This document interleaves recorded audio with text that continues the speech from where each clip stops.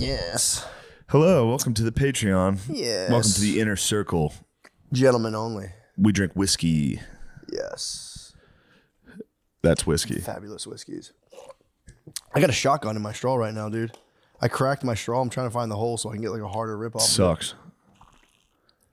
They fucked us, dude. Although it's kind of nice. It kept me from drinking it too fast.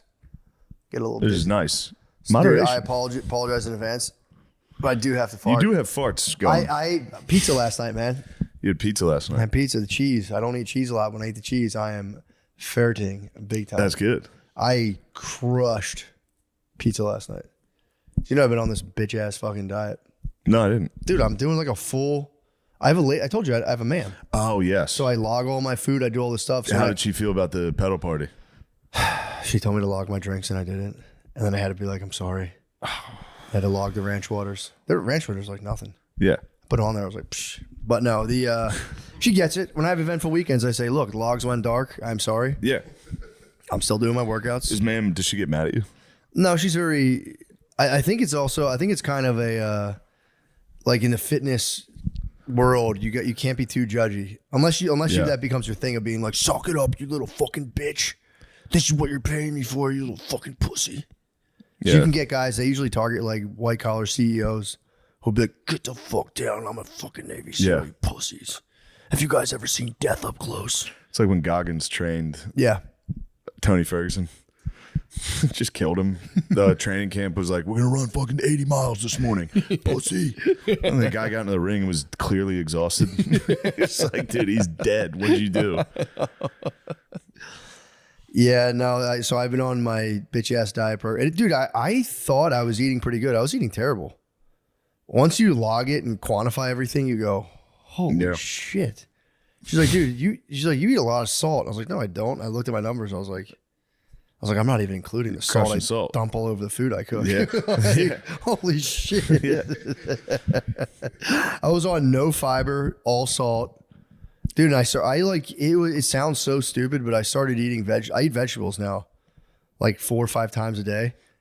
Dude, I've been like bothering everyone like, dude, did you ever eat vegetables before? I had asparagus last night. Dude. I got weird smelling piss. Yeah, it does make your pee smell. Intense. If you eat vegetables, breakfast, lunch, and dinner, after like 3 days, you start to feel like superhuman.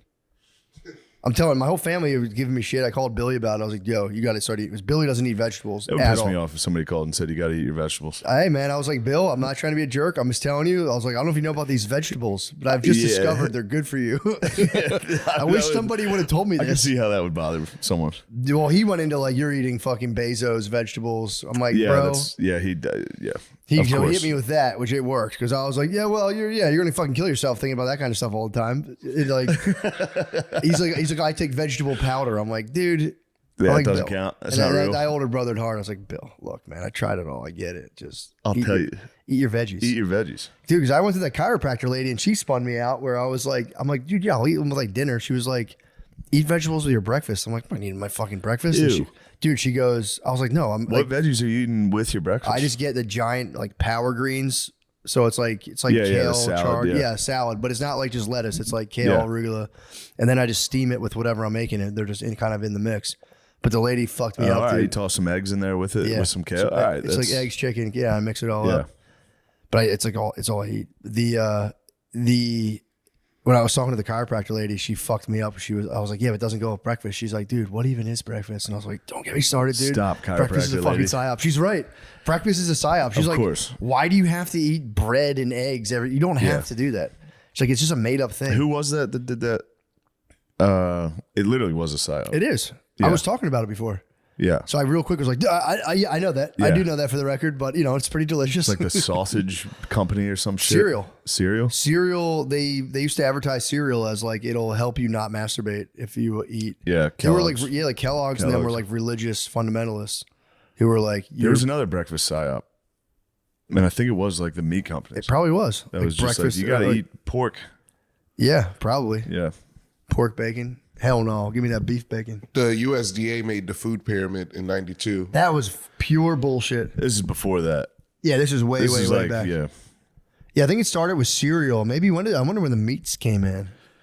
Yeah. Like, sell these hogs. Yeah. It's a decadent Southern billionaire. I got a lot of hogs that need selling. But how long breakfast seems like it's pretty old. It's not that old though. That's the thing. I think it's like maybe it's probably pretty 1600s, 1700s. That's pretty old. But I think in the frame of man. Yeah. How old's breakfast, So man? pants are new. Huh? Pants are new. Relatively speaking. Yeah. You know, look, we were hunter-gatherers for 100,000 years.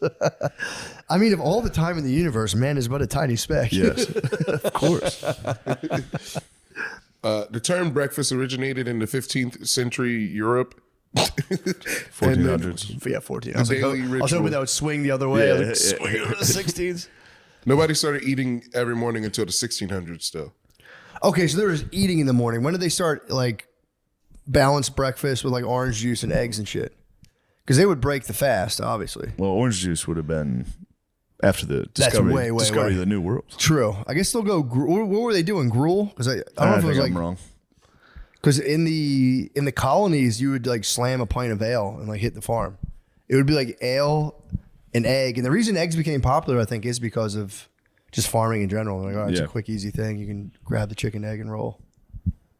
Yeah, they would like used to drink a beer every morning and just like go work on the farm. You guys are right. It was Dr. John Harvey Kellogg. Yeah, it was Kellogg's. When did he do that? In the late 19th century. In the 1917 article in Good Health, a magazine he edited, Kellogg wrote that breakfast should be made up of easily digested foods in the right proportions and shouldn't be a heavy meal. So what, like French toast drenched in corn? Yeah. 15 pancakes. You should be sick for the rest of the day. So it was about 1800. So we both win. I think people have always eaten breakfast. But I'm saying the modern breakfast. Yes. Break fast for sure. But yeah, modern food didn't exist back then. So of course they didn't eat it. They weren't getting a fucking bowl of Kellogg's. They could eat pig. They had the loin of pig back then in the 1400s. You can't waste pigs like that every day. They had the mills You going. gotta save those pigs. You can't just slaughter pigs every day. True. No. Eggs though, they would definitely crush. Yeah. Yeah, eggs were probably getting. But like the British and English breakfast, so like beans, a tomato, and some eggs. The worst, dude. Yeah, it's bullshit. The fucking worst. It pisses me off so much. Oh, dude, I get like for real, like I get like violently a full nauseous. fucking like tomato slice. We're in Australia. I see beans and a tomato on a breakfast plate, and I'd be like, Kellogg's fully psyop me. I'd be like, what the fuck is that? It's fucking prison food. Beans dude. is a nice start to the day though. You're gonna jar one out. I get farty. The I get rest of the super day, farty yeah. on them though. Yeah, you will. You will definitely You jar take up. big shits, peasant shits, fertilize the field a little. It's a psyop to help us fertilize. True. As you're working, fuck, I shit myself again. Yeah, that would have sucked so bad. Where did they get oranges? Because I think I was wrong there. That's not a New World discovery, is it? No, they were in Spain. Spain has oranges. But Oh, maybe that's they good. got them from... It's a good question. Florida.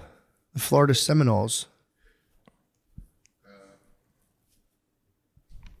It says the earliest written record of sweet oranges is from ancient Chinese texts dating back to Fucking new Chinese 314 people had BC. They had sweet oranges? Yeah, but they said they were also in the Himalayan foothills as early as 8 million years ago. Damn. Damn, so Spain didn't have those oranges? So oranges are Asian. Dude, for real, I didn't say it out loud, but I was like, that's Chinese shit. Chinese stuff. Yeah, I think Chinese people had orange. They had a lot of sweet shit back in the Don't day. they call them like Mandarin oranges? True. Yeah. Bam, there you go. There we go. But is that just sweet oranges? What about them juicing oranges? Yeah, what about the juice and oranges? We have the sweet, sweet oranges. The earliest writing known to man. Is corn New World? Corn's like a totally genetically modified freak from back then. Yeah.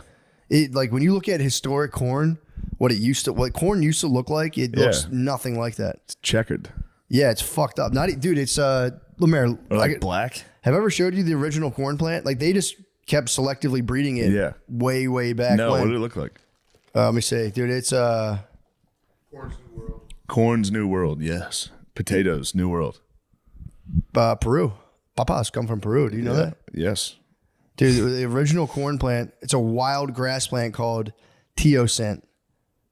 Dude, wait till you see how nasty this shit is. Yeah, dude, look at this. I don't know if this is actually the thing, but it's like, dude, it was like a grass. And we just freaked it, bro. Oh, wow. We just totally freaked it. Camera, check it out. That's corn. Ancient corn. That's wild. There it is, dude. Look at that, bro. teosint.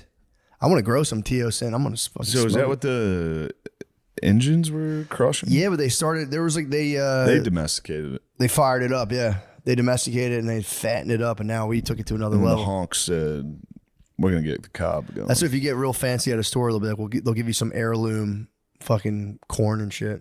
This is made with heirloom maize. Heirloom maize. There you go. Shut up. Give me corn. I don't want any fucking maize. Told you I've been fucking around making corn tortillas by myself.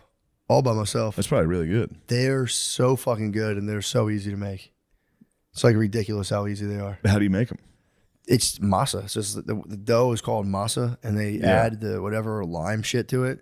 You just add water, and you can add a little bit of oil if you want to be able to keep the How dough do you get for masa? later. You got to know the plug. No, you show the store. You just go. Okay. So you know buy an old masa, Mexican and that's lady. the dough? Yeah, so that's it. Yeah. It's that and water, and you mix it up, and you turn them into little balls, and you take a like a small frying pan and just smash them between saran wrap. Nice. Dude, they're so good. Yeah. Holy shit!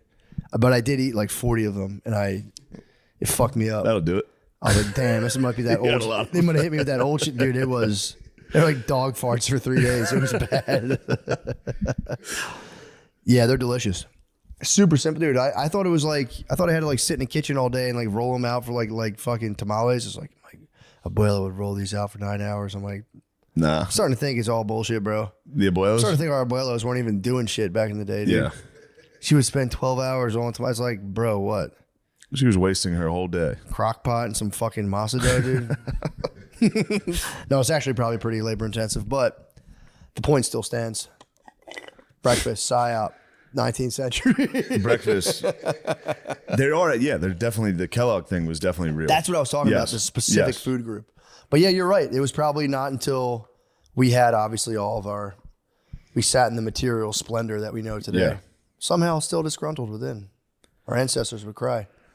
Yeah. People are always disgruntled though. You know, we're being brats. Yeah, for sure, because they were fucked. But yeah, they're always there. Yeah, but even then, everybody, whenever you're alive, you go, this is the best it's ever been. Our ancestors had it way worse. And True. why are we still complaining? But they were living in shit too.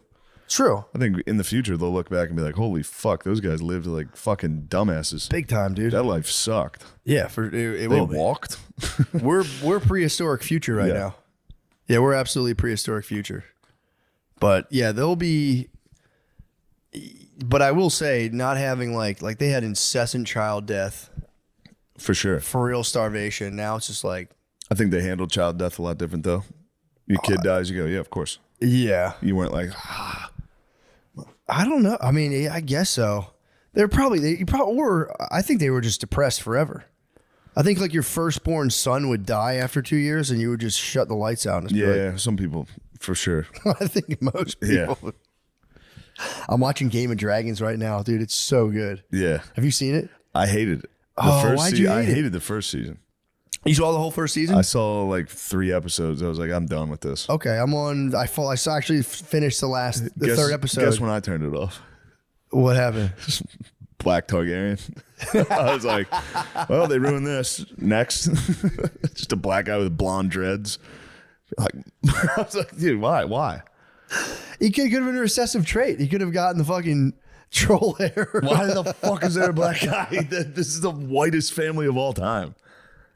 I will say, black people try to snub Game of Thrones. Not everybody, obviously, but a huge percent of black people be like, nah, that's fucking white people shit. But then as soon as they get the chance, it's all kings and queens.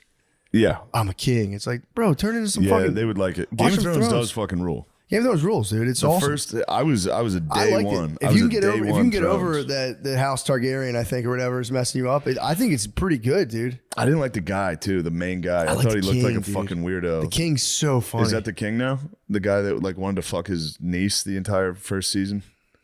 I'm thinking of He's the like king a- is the guy who's like perceived as weak, and then there's his brother who's just like a motherfucker. I think I'm thinking of the Did brother. you get to the crab feeder episode?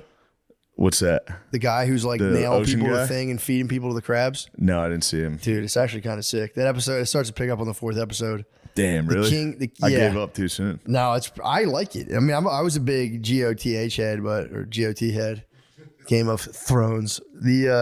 So I'm kind of enjoying it. I thought they were going to ruin it. I thought it was going to be like, I hated because there was like the girl is slated to be the ruler, and I was like, but for some reason I find her to be somewhat believable. House of Dragons. House of Dragons. The guy on the sleazy fucking brother, whoever that is. I didn't like it. I didn't like the cut of his jib. Damon. He emerges as a fierce warrior, I think, just in the episode before you gave up, and it's like, it's kind of sick. It's just the king is the fun. You already thorn in my side. Dare I need more? To me, it seems like a continuation of what made Game of Thrones suck. Like the first few seasons of Game of Thrones were so nice. Yeah. And then towards the end, just lost me. There's so much that I wanted to happen. The White Walkers, nothing. I know, dude. Nothing happened. Yeah. The entire thing, nothing happened. Yeah. How did they even beat them up? They got the one girl, the little one, stabbed the main guy in the eye, and they all exploded. That's pretty bad. They've waited. It was fucking a decade of me waiting for these fucking White Walkers. They finally show up, and one of them's like, "Ow!" I know. They all explode. Oh man, you picked the right one. Chad. Fuck. Yeah, that's kind of bullshit. I forgot all about that, to be honest. There was some really good. The show rules. Red Wedding, obviously legendary. Red Wedding fucking ruled. Forever. The fucking battle against the weird guy that was torturing Reek. Yeah, that was awesome. Really tight. Jon Snow fucking ruled. Bastard. There's a sick bastard in this one too, though. Yeah, it's a good bastard. I didn't like Dinklage. I hate that character. Bothered me immensely. Yeah, I know what you mean. I hated the made up accent. What accent was that? Midget. It was literally. It was just a midget. It was oldie midget. It made no sense. He's the only guy without he's a made up British accent. Whatever. I like the show. I'm telling you, dude. House of Dragons is. I'm enjoying it. Also, I haven't watched any TV in a long. This is like the first TV show I've watched. And at first, I was like, the first episode, I was like, oh, I could fuck this up. And then it was like, wasn't terrible. Second episode, I'm like, all right. The dudes with dreadlocks. I remember. I'll just see that. My brain noticed it. Like, yeah, whatever. Their hair is white, and then the fourth episode is sick. Where they have like a real deal battle, and it's like you start to build the Daemon character. Okay. Turns out, dude's kind of a fucking beast. I'll give it a shot. And the dude's watching Kings like sulk. I could watch that all day. Yeah. What news do you have for me? Biting at the carcass of my wife. He's getting hammered on wine. The gods have punished me for my indulgences. Just being hungover. Yeah. So tight. Never was just fucking playing mind games with him. It's really funny. Sir. You're Littlefinger. I do, dude. You're I love a it. master. I am Littlefinger, bro. There is a Littlefinger. He's like surrounded actually by Littlefingers the whole time. And everyone's plotting on him. This is years before Game of Thrones. Yeah, way back. And then they're like trying to get the black dude with dreadlocks is trying to get him to marry his 12-year-old daughter. Did you see that episode? I don't know. I watched it when it came out. Dude, he's explaining it to his daughter, and like he doesn't even bring up the fact that she's 12. Oh no, they're like, you should marry your daughter to your new son, or your old daughter to your new son. And he's like, they're 14 years apart. That's his only objection. He's like, dude, they're 14 years apart. That's pretty good. Crazy. It is pretty funny. Yeah, I saw it when it came out, and I didn't really pay attention. Must you be a thorn in my flesh? Decadent Kings going through it is just it's nice. The absolute fucking best. King, was his name Robert in the first one? The fat guy that gets the main first king. No, Ned was Robert Baratheon. Ned was the hand. It was Robert. Yeah. Robert was good. And it's funny for the hand to get supremely offended and be like, my lord, news awaits. Like, your son's a fucking pussy. He's going to die. He just looked at it. So funny. Just being able to be like, okay, yes. Just British. Yeah, pretty much. Just British people. That is tight. I would love to be in that level of society where you like walk into someone's house and you'd be like, yes, Seville style architecture. How interesting. You could just be gay. That's being gay. It's just being gay. Yes. The color scheme. Did this place come with a designer? Did the realtor provide? God, I love it. That was funny when Rochefort was talking about how it was like the Super Bowl for him to be in that one hotel and have like the designers and stuff. Dude, he's too funny. Yeah, he's awesome. He's a motherfucking man. Did you guys swim? We swam. Chopped it up for a while. It was good swimming. Yeah, he's a fucking bro. Speaking of the English, we got the Euros going on. A little European soccer tournament. Yeah. Ukraine losing 3-0 to Romania is, just salt in the wound. That hurts, bro. Fuck. Well, at least they're winning that war. They're definitely winning the war. Yeah, they're fucking crushing it. They are having a come up, though. They're getting fucking rich, dude. Yeah. We're sending more money over there. Those boys are... Yeah, I never really thought about that. We can just create superstar countries now. Ukraine's a superstar right now. Zelensky, we created a fucking beast. Yeah, true.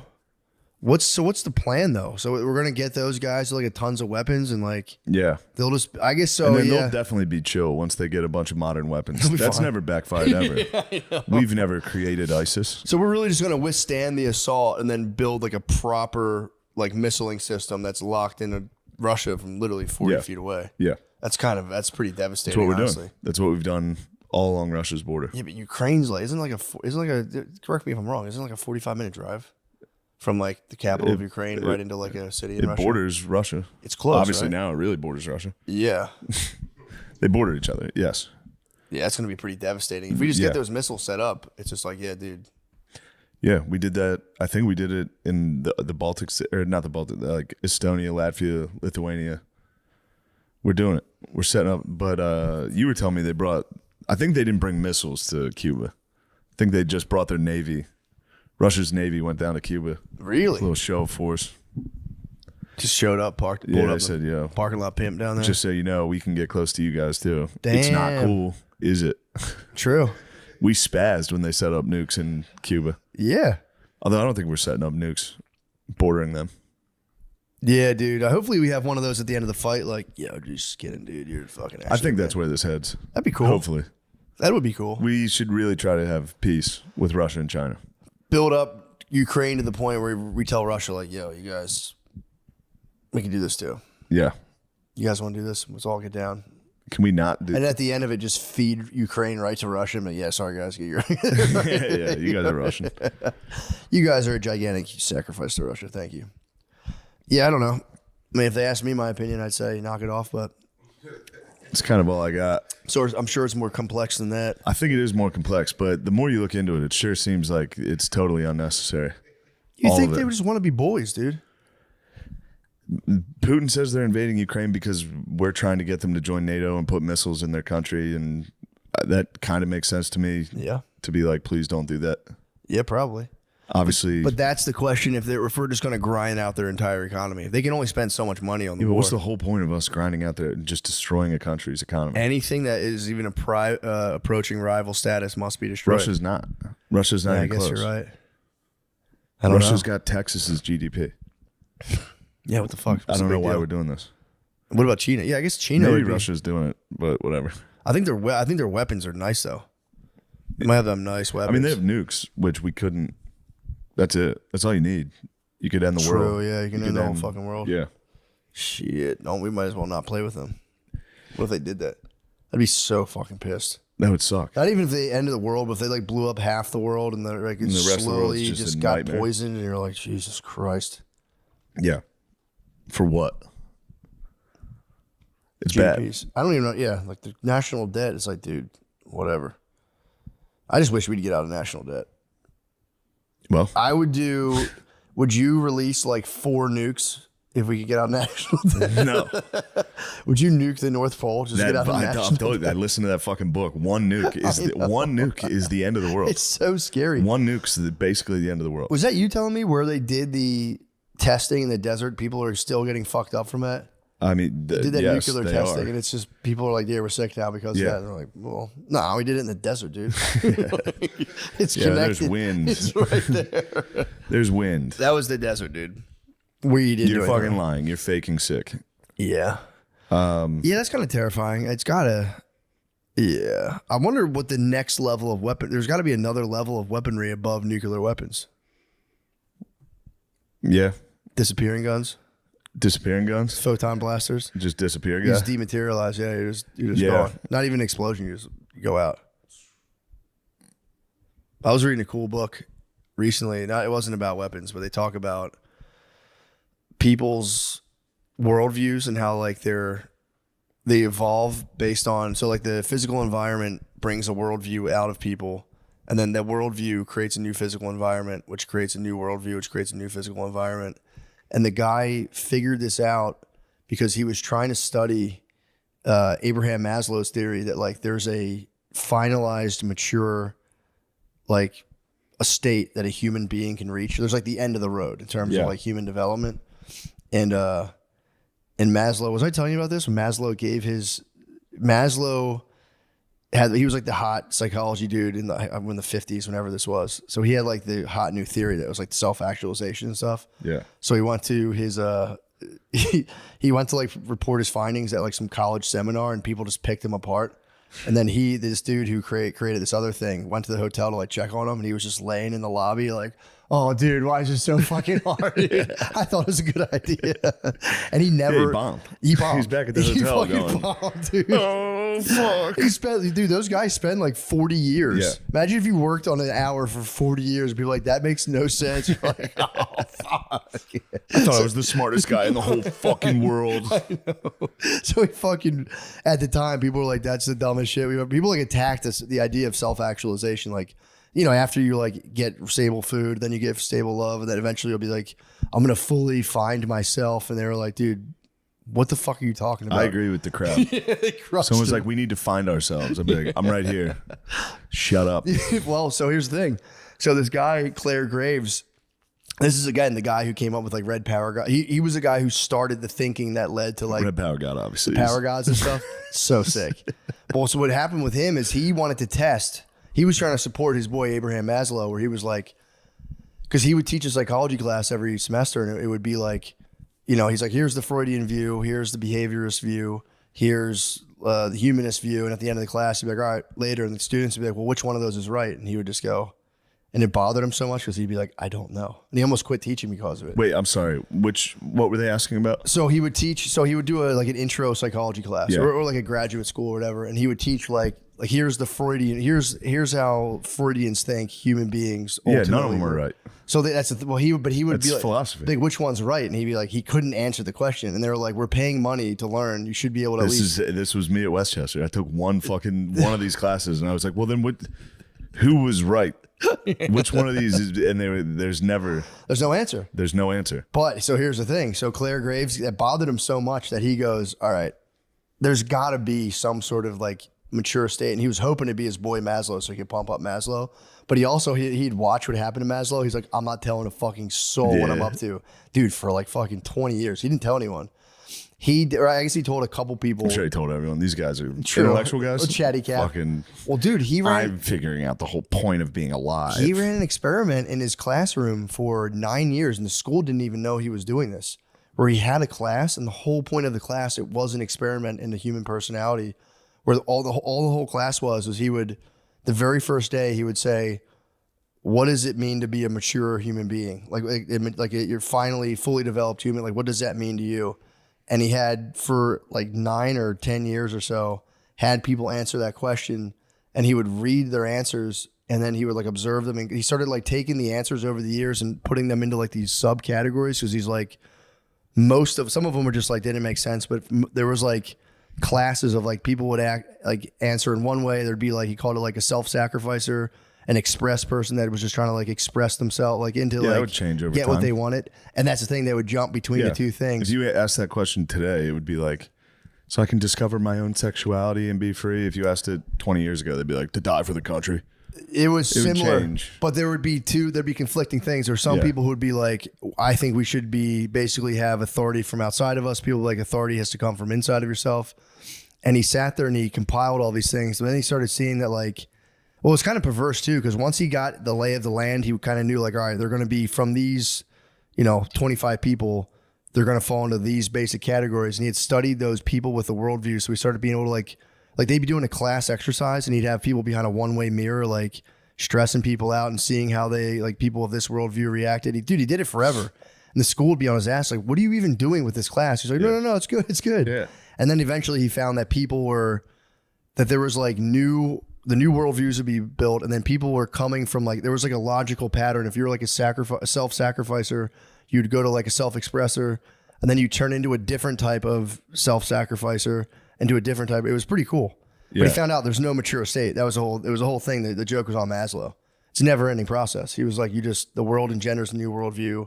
A new worldview is born. It alters the world. And he goes on forever. Never, forever, never, never. He's like, all the psychologists are wrong. There's no mature final state. Yeah, I agree. I knew you were going to say that. I agree. That was cool. I just never thought about that. No, of course, that's how, like, the world changes how you think, and then that'll affect the next generation. Yeah. Because they'll grow up in... Dude, psychology spent 100 years being like, and then this is the final ultimate state. And like, dude, everybody did it for 100 years. And he was like, I don't think that's how it works. No. And everyone's like, boo, fuck you. The physical world is going to affect every time. Yeah, it's pretty crazy. Kids are going to be raised on fucking porn now. Yep. That's going to be a wild generation. They're going to be way different. Yeah. Dude, and he eventually... iPad kids. They're coming. Exactly. Well, he was doing I forgot the coach. He was going around and he was like helping consult NFL coach, this one NFL coach, to like figure out, because the whole point of it is like you can start to identify people by their worldview, and then there's specific tools and tactics to like communicate with someone based on the type of worldview they have that's not going to like send them into the red and freak them out. So they're trying to figure out like why certain teammates back in like whenever this was. When was Coke real big in the NFL? Was there like Cocaine? a period? Yeah. Late 80s, 90s. That's what he was. He was around that time. Dallas Cowboys were getting after it. He was with the Cowboys, and they were like trying to figure out like why are some of these guys doing coke, and he was saying there's like a biochemical. Is it fucking rocks? Because there was Michael Irvin on a private jet. Yeah, true. You could have answered. Yeah, I could have been, sir. It rocks. Because have you done it? Well, if you can handle it, that's awesome. He was like, there's a biochemical like system in certain personalities, and he's like, and like I don't know how he figured this out, but he was saying like it's almost like structurally similar to the cocaine molecule itself, which is like kind of wild.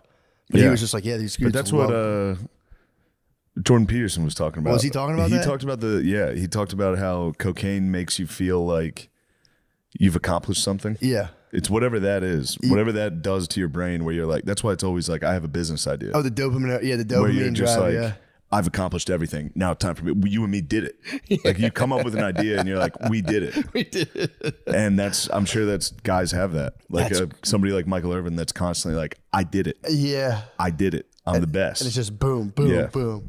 Yeah, it's pretty funny just having these like, why are all my players doing cocaine?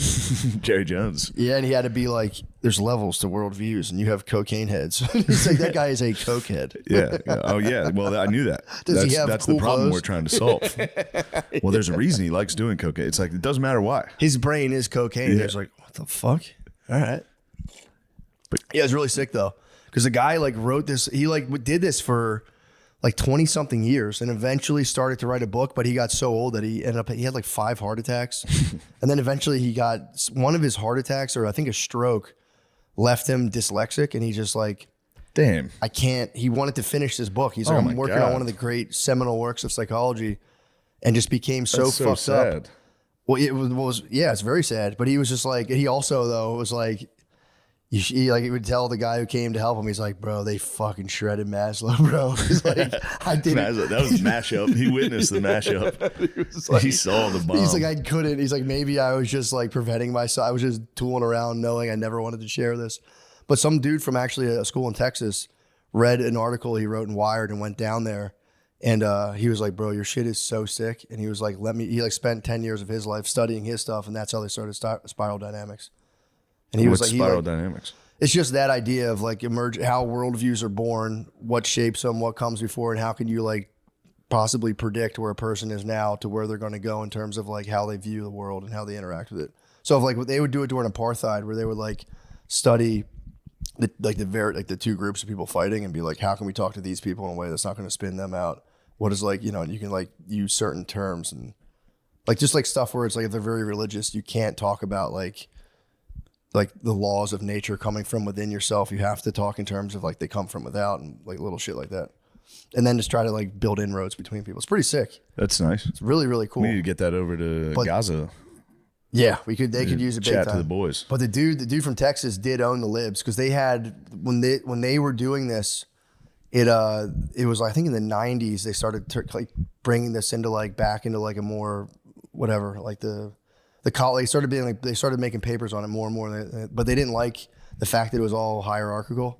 So the libs in the 90s would be like, yeah, you're the guys who do all that hierarchical bullshit. And the dude, this Texas gentleman, so nice. He goes, ma'am, I'm going to ask you a question.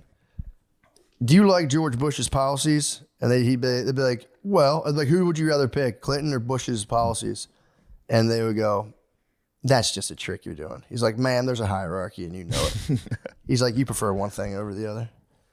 Pretty sick. I mean, totally on the libs way back then. So it is bullshit to be like, there's no such thing as hierarchies. It's like, Obviously there are. okay, so if I say there is hierarchy, you say there isn't, you're saying your idea is better than mine. Enough said. It's nice. If you ever want to own the libs real hard, just bring up hierarchies and be like, yeah, they exist, and you just don't want to admit it. Yeah. You fucking liar. But yeah, I'm like tripping out on the spiral dynamic stuff, trying to predict the next worldview. What do you think it's going to be? Express self, obviously, because What's they that? start off as like almost like, and it is the best part of it is you get to read people trying to earnestly answer this question in like the 50s. It's so fucking funny. It's like, I'm a tough son of a bitch. You're not gonna mess with me, buddy. You're not gonna push me around. If I want a girl, I press on her like hell until she bends. Dude, it's so funny. Damn. And there's guys that get in there, they're like, I'm going to get my way, and if I got to die, that's what a man does. And then like it goes into people being like, this question's ridiculous. It comes from the 10 Commandments. This is sinful thinking about it. And then they have like, then like in the 70s, there's people being like, I'm going to give you the straight dope, Jack. Dude, it's so funny. Yeah. It's really funny to read people trying to answer that question like back then, and they're trying to like impress their teacher. And then they would get into groups and have to argue. Then he'd watch people just flip flop and be like, that's weird. And they just take on a totally new identity. It's pretty tight. And then it's just, you go through the whole thing and the guy's just sitting there like, just watching you. And he started seeing if he could like switch people to other ones and like what you had to say to people to like move them along. Seems like it would be a tough environment though to get the actual true opinions. If you're publicly in a class and someone's like, so how do you feel about the he'd world? have them write the paper. So he'd read everyone's paper first, their personal thoughts, and then he'd be like, all right, now you got to go defend your worldview against other people. And then he'd see like how some people would, certain worldview types would like spaz on the professor and be like, fuck you, dude. And then some of them be like, he's the professor, he's the boss. It was according to their types. Pretty tight. He's the boss, respect him. But then if you press them on stuff, if you spread like the self-sacrificers on stuff, they would spaz out. Pretty tight. Yeah. Pretty into that right now. It's interesting stuff. It is pretty interesting stuff. Yeah. But that's my current obsession right now. I'm back on Hitler. Crack. You're back on hit? I'm still stuck on Hitler. I'm still stuck on stupid, dude. Can't get done with him. What's he up to? Nothing good. Still being the biggest fucking douche ever. What Hitler book are you on right now? The same one. I'm Really? just back because I slept through half of it. I put it on at night and pass out. I do that all the time. I'll be on the same chapter for a week. And just start it back. First 10 fucking minutes and pass out. What if you get subliminally like... I was for a while. I was getting that. I'm telling you, the first half of that book, I was like, Hitler fucking rules. Every single night, I'd be like, damn, he was so cool at the beginning. But no, this is the second half. Once you realize how big of a fucking loser he is, it's pretty funny. He's spazzed, yeah. He's Sore just- loser. He's one of the biggest losers that has ever lived. Yeah, man. One of the gayest dudes of all time. Yeah. Yeah. He spazzed, dude. He fucked He's it up such a and douche. spazzed so hard. It's funny before they figured out how to get like all the propaganda down, because that's what they became known for at first. When they would have like these giant marches, like there wouldn't be a lot of pageantry, and people would see it and be like, "Fuck these guys." Yeah. And then they're like, "We need 10 million flags. We need to put flags everywhere." And then everyone was like, "Dude, these guys rule." Who actually did do the swastika? Was that Hitler's idea, or did he like someone be like, "Sir, you've got to see this"? For some reason, I I can't think stop it was drawing this Hitler's thing. idea, but there's no way it's Hitler. I mean, dude. It's like, sir, an 8th grader's drawing this in his copybook. You have to see this thing. Everyone's drawing it. It's so cool. I mean, dude, it's, aesthetically, those things are fucking sick. I hate what they stand for, but Jesus Christ, dude, those things. If like they didn't have that connotation, you could just throw those on clothes right now. Literally be like, sell out. if they got like the S, that S everyone drew, that's what they got. You just can't help but draw it. The 3 lines. Yeah. That'd be nice, dude. Start up a country with those things and just fucking walk down the street. Yeah. People would join. Hey, I mean, maybe Hitler did do the swastika, dude. He was an artist. He could have drawn. He could have like drawn like the nicest swan. Everyone was like, No, it was kind of. I think it's saying here the swastika was obviously. it was just Betsy Ross. It was everywhere. Betsy Ross hit Betsy Ross our made first the first flag. Who is Hitler's Betsy Ross? That's the question. That's a good question. You know, I've been tripping out on is Helen Keller. Somebody drew a swastika on the Snondalev stone in the 9th century. Someone hit a swa in like a Viking cave. Oh, they were like, it was an instinctive drawing. Some caveman hit the swasti. he did a poop They called it the swasti. He did a swasti? Yeah. Just look at that swasti. We are Vikings. Yeah, I've been tripping out on Helen Keller recently. Because she was like, when was Helen Keller alive? I think fucking later than you'd think. Really? Hold on. Helen Keller. Somebody was just talking to me about this. I thought it was the 1800s. No, I think maybe late, but Helen Keller gave like a speech. Hold on. Helen Keller gave an insane. But she was like, she was in Coco mode, wasn't she? She wasn't. Was she talking?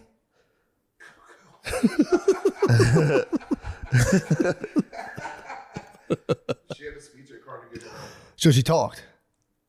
Yeah, there's a video of it. It's like a 9-minute video on YouTube. How, what year was that? 2000. The speech is from, I don't know when the speech is from, but the video is from 2010. I was just laughing thinking about Helen Keller the other day, like, because she was alive long ago where people would like go visit her in earnest and be like, check out this retarded lady, son. Son, you got to see this. Yeah. There's that famous retarded lady. Yeah, she was giving speeches in 1954. What? I thought she was alive in like the 1800s. So did I. What? Yeah, somebody just told me this. They were like, yeah, dude, she gave a speech at like, and it's not Carnegie Hall. It's something. The Lions Clubs. It's a Lions Clubs International Convention. Oh, she's doing the No, VFW she was doing circuit? the VFW circuit. She got it to Carnegie Hall. Though, In practice. 1925, that's the one I was looking at. Damn. She was on the speaking circuit for fucking 25 years? Yeah, she's a beast, dude. What? So what was her deal? She was blind She was deaf, dumb, and blind. and they taught her to speak? Like, what the fuck did they teach her to do? I don't. No one even knows. She could dude. juggle? Like, what the fuck was she doing? Yeah. She was ripping piano. Great balls of fire. Damn. Somebody just gave me this, and I can't find it. It's What did she bothering me. do? Like, I always like, you know, because I ordered food recently and on the bag they wrote like a Helen Keller quote, and I was just like, what the fuck does she know about this? It was like fucking cake. No, it was like a treat I got for my wife and kids, and it was like, always eat cake, Helen Keller. I was like, what the fuck? Yeah, she died in 1968. She was born in 1880. What? Yeah. It's a good life Yeah. for someone who can't talk. Who was her like Anne Sullivan was the teacher. Anne No Sullivan? one gives Anne Sullivan enough credit. And what did Anne Sullivan teach her to do exactly? She taught Keller language, including reading and writing. Keller attended Harvard. What? Wait. Keller attended Radcliffe College of Harvard University. Okay. I think Radcliffe's no joke. She went to the University of Phoenix, Harvard. Her signature is nice, dude. Let me peep that. Damn, dude, that's what on that. Wherever I got that shit on that box, it looked just like that. It went, "You should eat cake all the time," Helen Keller, and I was like, Sick. "Huh? What's the fuck's that old lady up? Can you get her? Can you pull up her speech, Lemaire? I want to hear her words."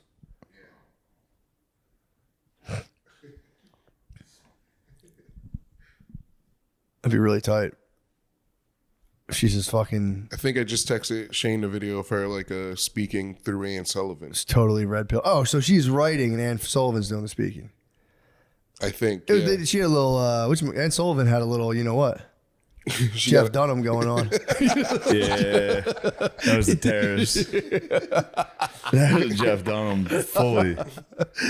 Sullivan's got to be pissed. Yeah, She'd she be is like, fucking. "Dude, Everyone's. I was a ventriloquist. That fucking lady couldn't talk. I wonder if that got into the band. Yeah, there's probably like a sick thing going on. Everyone's like, Helen, Helen.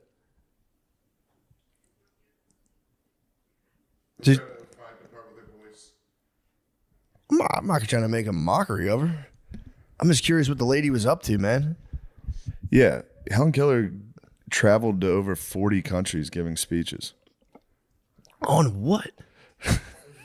I don't know, dude.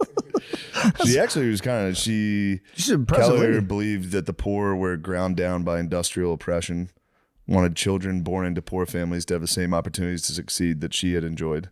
Okay. I owed my success partly to the advantages of my birth and environment. I have learned that the power to rise is not within the reach of everyone. Damn, she became a socialist? Get the fuck out of here. Yeah. Bitch. Fucking commie ass. She was a lib. She was definitely a lib. Okay. That's crazy, dude. Damn. Yeah. That's crazy. That lady created a know-it-all lib. She's like, I should have never taught you the ABCs. You're kind of a know-it-all bitch. We should get rid of straws. Dang, that's fucked up. That's straight fucked up, dude. I did not know Helen Keller was a know-it-all lib. No wonder Damn, that Keller gluten-free supported cake eugenics. place. Whoa, did she? Uh-oh. What was she That's into? a weird one for her to support. Yeah, You know? true. Well, They would have tossed her out. with all that, you know. But eugenics was big back then. So she was deaf, dumb, and blind. And she was And in a favor of bitch. eugenics. She's wanted to die, dude. She doesn't seem to be that dumb. No, You I know, think that dumb was, means you can't talk. Yeah. If you couldn't talk, they'd be like, "You're dumb." Excuse my son. He's No, they weren't just calling her dumb. yeah. They're like, "This dumb bitch." You're saying she's dumb. She's deaf, dumb, and blind. When you're deaf, dumb, and blind, you would just go. She wrote in favor of refusing life-saving medical procedures to infants with severe mental impairments or physical deformities, saying their lives were not worthwhile and they would likely become criminals. God damn. What was keeping her off the polls? I don't know. Damn. So she was saying if they're, I mean, yeah, back then, dude, it was probably the case. If you got born into like a dusty Elvis town, you're just going, hee haw. You'd break Just into sitting on a store. porch. You'd Good for rob the Sullivan. milk. Sullivan was passing through town going, You rob the milkman. I'm going to fix that fucking lady. It is funny to be born during the Dust Bowl and you spend your whole life going, Just on a porch all day. Helen, yeah, it's fucked up. you have to like talk into you have to put her hand over her. She has to put her hand over your mouth to talk to her. That's the only way she can read your lips. Ew. Is that true? Yeah. I just watched a video. Whoa. I let her read. Yeah, I let her read the lips. Yeah. Suck I on might her read finger. her lips. Yeah, I take the finger and that'd be the flash drive. Yeah, so I I'd use all go the hit- information you need.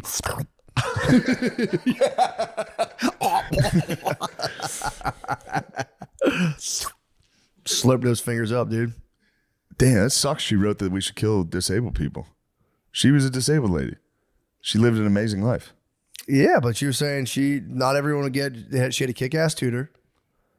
I know, but Most people can go to the Sullivan Learning Center. She was probably like kicked in the ass for like 20 it years. doesn't matter, dude. They used to walk up on her and be like, "You dumb bitch," and just kick her. A disabled person saying we should kill disabled people is wrong. She's wrong for She that. would know. She's like, "Dude, I wanted to I kill don't myself." agree. Yeah. Until they we all felt like that when we were young. Until they cocoed me, dude. No way, dude. Until she got the power of speech, people are probably like, her dad probably like spit on her and punched her. You goddamn good for nothing, daughter. You still won't speak to your father? You will see this tutor. That would be It's the really- ultimate flexo, school wise. It's really interesting.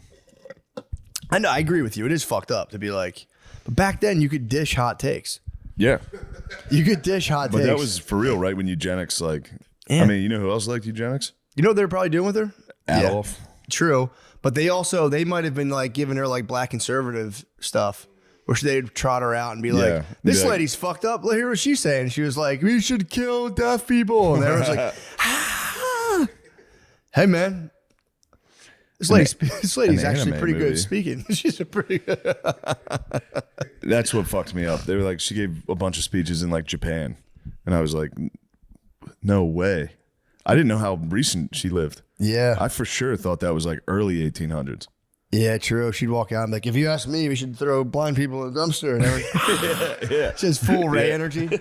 Oh man, That's what I've been saying. You know, you don't kill a blind dog. True. You can't kill a blind person. Yeah, you can't. Dude, Helen Keller was a fucking monster. It's Hitler. Helen Keller and Hitler were on the same page. They were alive at the same time? Yes. I mean, that was obviously. Helen Keller outlived Adolf. Yo, she did. Damn, it's a shame they never met. They might have. Oh, no, dude. Just a picture of her. She can't see who she's shaking hands with. Young Adolf himself. They had to have. It's a young Viking himself, dude. Oh, but she was a socialist. So was he. No, she was like he was a national socialist. She was a communist, yeah. I know. Yes, I'm a socialist myself. Her books got burned by the Nazis. What? Yeah. What the hell? What was it? What were they? Well, yeah, the Nazis would have fucking burned her. They would have fucked her up. Yeah. They were like practicing. They would have done exactly what she said. True. Yeah, in true. 1915, they would have said, "Hey, you're disabled. Why don't you get in the back of this truck?" Yeah, that makes sense. She kept being like, "Dude, I gotta do the Germany tour," and they were like, "You can't. They're gonna throw you in a trash can. They're gonna put you right in the trash as soon as they see you. They're gonna crush you. They're gonna crush you in heavy machinery." She wrote a letter to Hitler. Did she really? Yeah. Fanfare or just kind of like?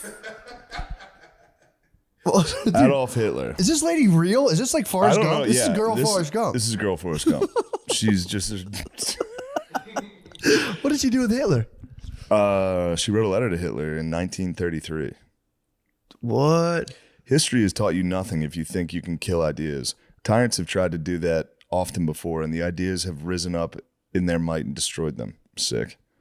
You can burn my books and the books of the best minds in Europe, but the ideas in them have seeped through a million channels and will continue to quicken over other minds. Sorry, it's Did Helen? It's writing in like her handwriting. Did Helen Keller write Harry Potter too? She did. She did everything. I think she's a fake. I don't think she's real. Now I'm like getting it. Like, yeah, this lady was deaf and she was totally a kick-ass lady. Damn, she does fucking rule. This letter to Hitler's sick. She gave all the royalties of her books to. She said, "I gave all the royalties of my books to the soldiers blinded in the World War with no thought in my heart but love and compassion. Do not imagine your barbarities to the Jews are unknown here. God sleepeth not, and he will visit his judgment upon you." Oh, let's go. That's actually sick as hell. "As surely as upon the wicked kings of Judea who defied his word. Better were it for you to have a millstone hung around your neck and sink into the sea than to be hated and despised by all of men. Love, Helen Keller." Damn, dude. That must have pissed Hitler off. That would fuck me up. What the fuck is this? Dude, if they were like, God's going to smite you like an Old Testament Jew, I'd be like, what? Also, that was pretty crafty too. He's like, what? This is a lamb. He was probably like, fuck it, lamb's dumb blood. Bitch. Yeah, true. Who does she think she is? Hitler, we have a letter from a blind retarded lady. She's blind retarded lady from America has something to tell you, Adolf. Yes, bring it in. I will read it. I will definitely read it. A millstone. Yeah, the guy reading that to Hitler, I'd be nervous. But I don't know. She says like you're kind of like a Jew, and God's gonna kick your fucking ass. God's gonna kick your ass like a Jew. Something about everyone hating you. I don't know, man. I mean, the more I'm just sitting here looking at Helen Keller shit, she kind of does rule. Damn, who taught her to write her fucking scathing prose? Nasty shit. Dude. Anne Sullivan. Anne Sullivan's a little beast, nasty bro. little bitch, dude. She's a beast with the prose. Yeah, man. Writing people like fucking apocalyptic, putting like apocalyptic religious imagery in letters to people is nice. Fuck you, Dad. You will turn into a pillar of Stop reading these salt. quotes. They're getting me fired up. Read another quote. Rights are the things we get when we are strong enough to make good our claim on them. Hell yeah. Nice. That's what I'm talking about. Yeah, I'm reading another book right now about just this dude who like got obsessed with the idea of living a simple life. But I think this must have been like the early 1800s. But Who's this? I forget the guy's name. Someone sent me the book on Instagram. Just living a simple life. Yeah, just like not being a pussy and just living like a totally simple life, not frivolously wasting your time thinking about anything. Just kind of like he's like you think obviously. Fuck thinking, dude. Just keep your head down. He's on it. He's on it. Who's this character? I gotta find his book. I gotta read it again. I like it. I'll see it when I get home. Actually, I ordered it on Amazon. I can tell you right now, it's really good. Someone recommended it for me on Instagram, and I checked it. He sent me pictures of the like little paragraphs, and I was like, nice. Let me see if I can find this book's actually so far. I like it a lot, but yeah, it's just him just being like, dude, you need to have an absolute mission. If you don't have a mission, you're just wasting away. He's like, you need to. Let me see this thing real quick. Charles Wagner. Hopefully this guy like wasn't a Nazi or something. That's that's a strong name. Oh my God, Charles shit. Wagner. Fuck. Fuck. Let's see who Charles Wagner is. Hopefully he's not a Nazi. That would stink. I already got burned one time by a pedophile priest. I was like, this book is great. And I read about him. I'm like, fuck, he's a pedophile. Who's this guy? Oh, a Frenchman. Nice. He's from Neuilly-sur-Seine, France. How'd you get burned by a pedophile priest? I read this like beautiful book.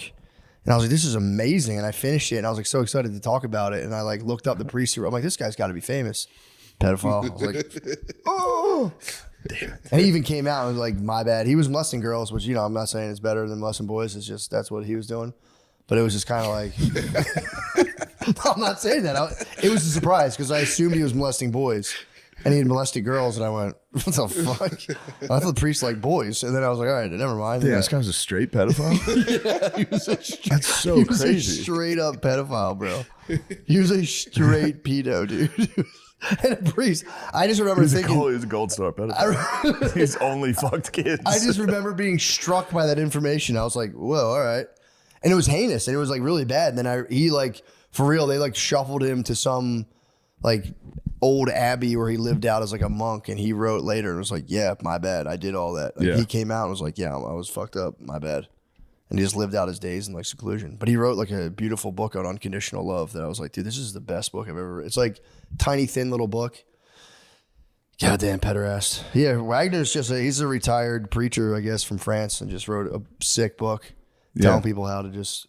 The thing too, he says, he's like, it doesn't matter. People think just because you're poor, that means you're like somehow you live inherently a simple life. He's like, you can live a completely chaotic life, whether you like don't have shoes on, whether you're a rich person. He goes, simplicity's totally internal matter. So pretty tight. Yeah. I think also he was just rich. So he was like, yeah. I like when you get into Catholic philosophy. It's nice. That's what I need. It's good. It's a sacrifice self. They're good. I agree almost every time with what they're saying. Dude, this guy shooting the lights out. And just fucking help people. Yeah. Yeah, for real. You're never going to figure it all out. Yep. You're a fool if you think you can figure it all out. That's literally. Just got to help people. Yeah, you're going to be sad. Life's going to suck. That's okay. There's going to be good parts. It's the tragic. Ooh, someone from the Netherlands is calling. Yeah, what are they up to? I don't know. I've never seen that. It's probably the Skarsgårds. Hello? Hello, this is an important call from Amazon customer support. Nope. That's Amazon. I was hoping for the Netherlands. Someone be a good. For a Dutch bro that got my number. I always forget. I thought they're called Swedes. Dutch man. The Swedes from the Netherlands. But yeah, that dude's book, Simple Life, is very nice. And it's written in that time. Maybe it was the early. When the fuck did that guy live? The way people talked was so sick just 100 years ago. It was like that Helen Keller. Oh, it was 1852, died 1918. People used to talk and write, I think, so much better. For sure. It's like Civil War letters. Yes. Just a fucking retarded guy with no shoes or teeth writing like a beautiful letter to his wife. It's crazy. Yeah. It's unbelievable. But I also think they had like one guy that could write. Yeah, in true. their squad, and they'd be like, "Can you write my wife a letter?" That makes sense. And it'd be like people either like went to Harvard or nothing at all. Yeah. So he'd be like, "Yeah, so should I write this in Latin or what? Yeah. What language would you prefer?" Like, oh, you sure are good with words. You're a beautiful girl. I used to write my friends' papers for. I used to write Bert's papers for college, dude. He would send them to me. He's like, "Can you like help me with flowery this?" prose, dude. He would send me his letter. They were the funniest school papers. He would just say the same thing 4 times in a row as a paragraph. He would say it in one sentence. He'd say it differently in the next sentence. Say it again in the next I sentence. put together a couple of those essays. I put together a bunch of those, just trying to get to 3 pages. Did you read this book? He'd be like, no. And I'm like, dude, what are you reading?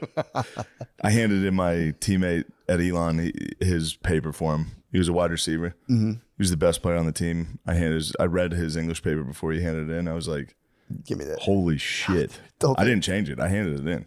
He got the same grade as me. You just read it. I saw what he wrote, and I was like, this is a 5th grader's. This is fucking crazy. And the school was like, passing. We need him. The guy talks about that too in those studies. He was like, he would notice the letters of like the athletes. He would like get their take on things, and he'd be like, Jesus fucking Christ. He said it would just be savage.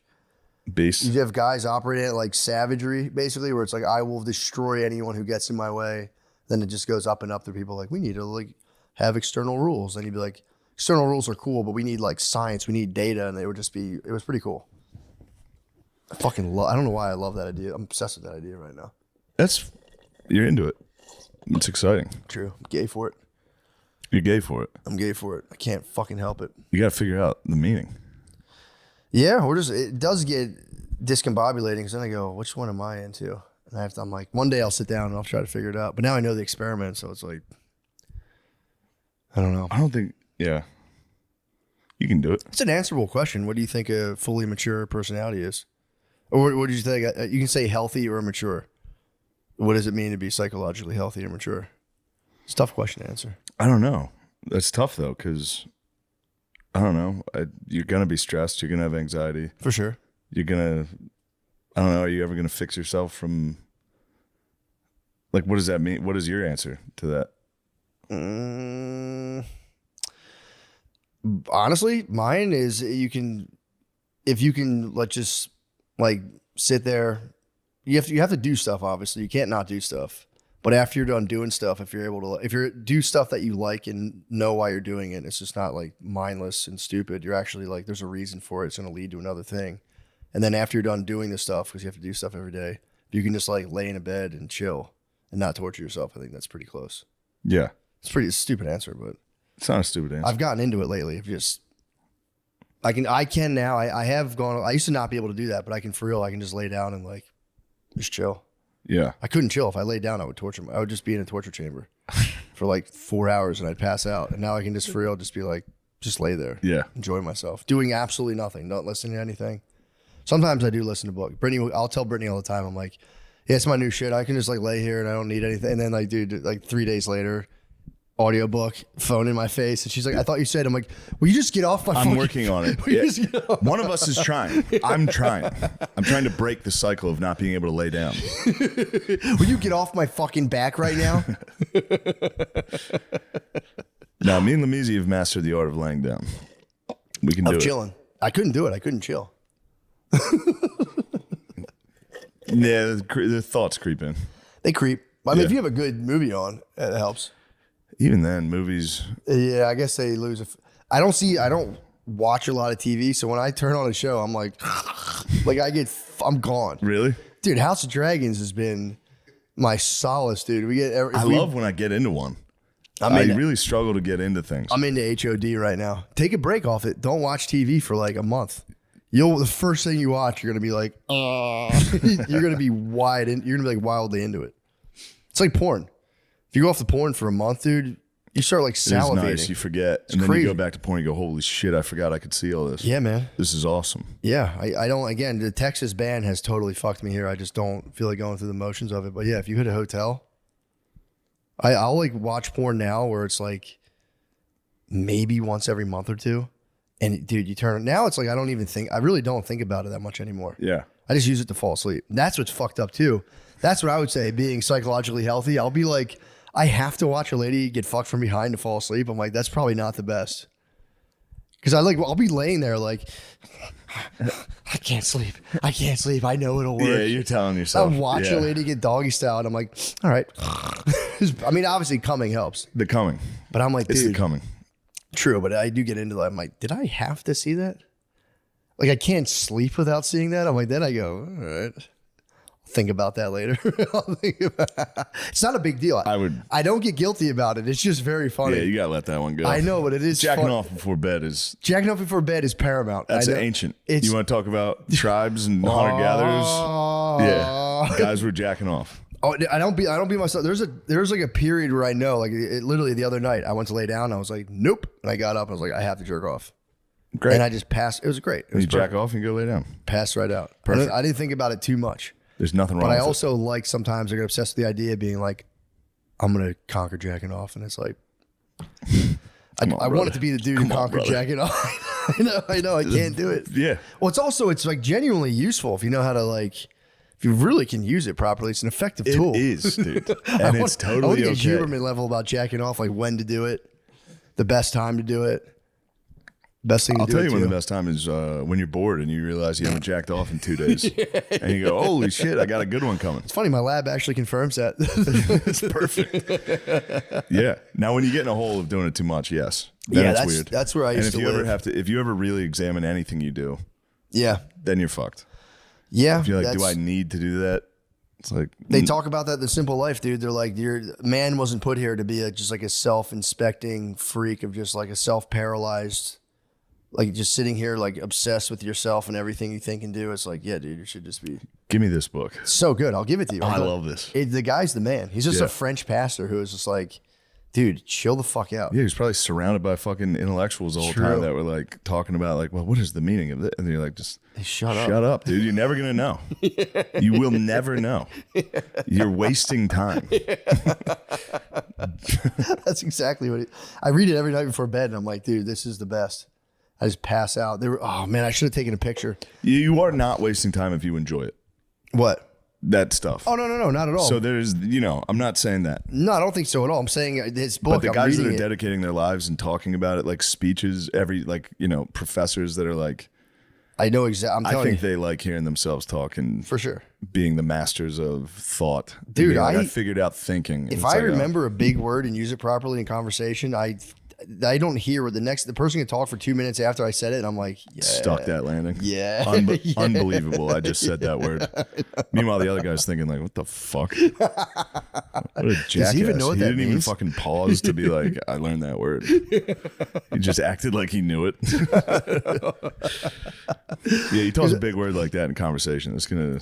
I was listening to the Peterson podcast, and he had a guy come on talk. I think he was talking about like toxins, and he was like, well, a specific toxin was like TB33344, and I was like, dude, this guy's fucking gloating. He's pumped that he just he nailed remembered that. the thing.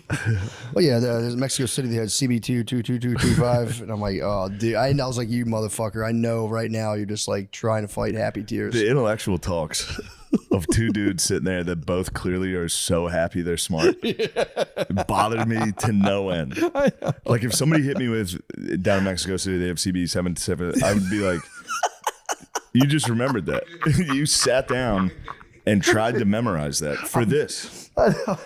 Dude, it's for real. It's part of the gig. I know. You're It's like, their gig. stuck the big chemical component. Yeah. You're like, and the other darn. guy has to be like, I'm not impressed. Oh, precisely. oh, the CB222. Oh, of course. Well, CB, however you put it. I was worried about the CBTTTs 22s. He just rattles his shit. You're like, yo, bro. Jones does it, but he's not bragging. He's the best. No, He's just full autism. Oh, he's on a mission. That's what Wagner says. He goes, bro, if you're on a mission, it's one thing. Bro, I watched it crazy. I think her name's Wagner. The Wagner.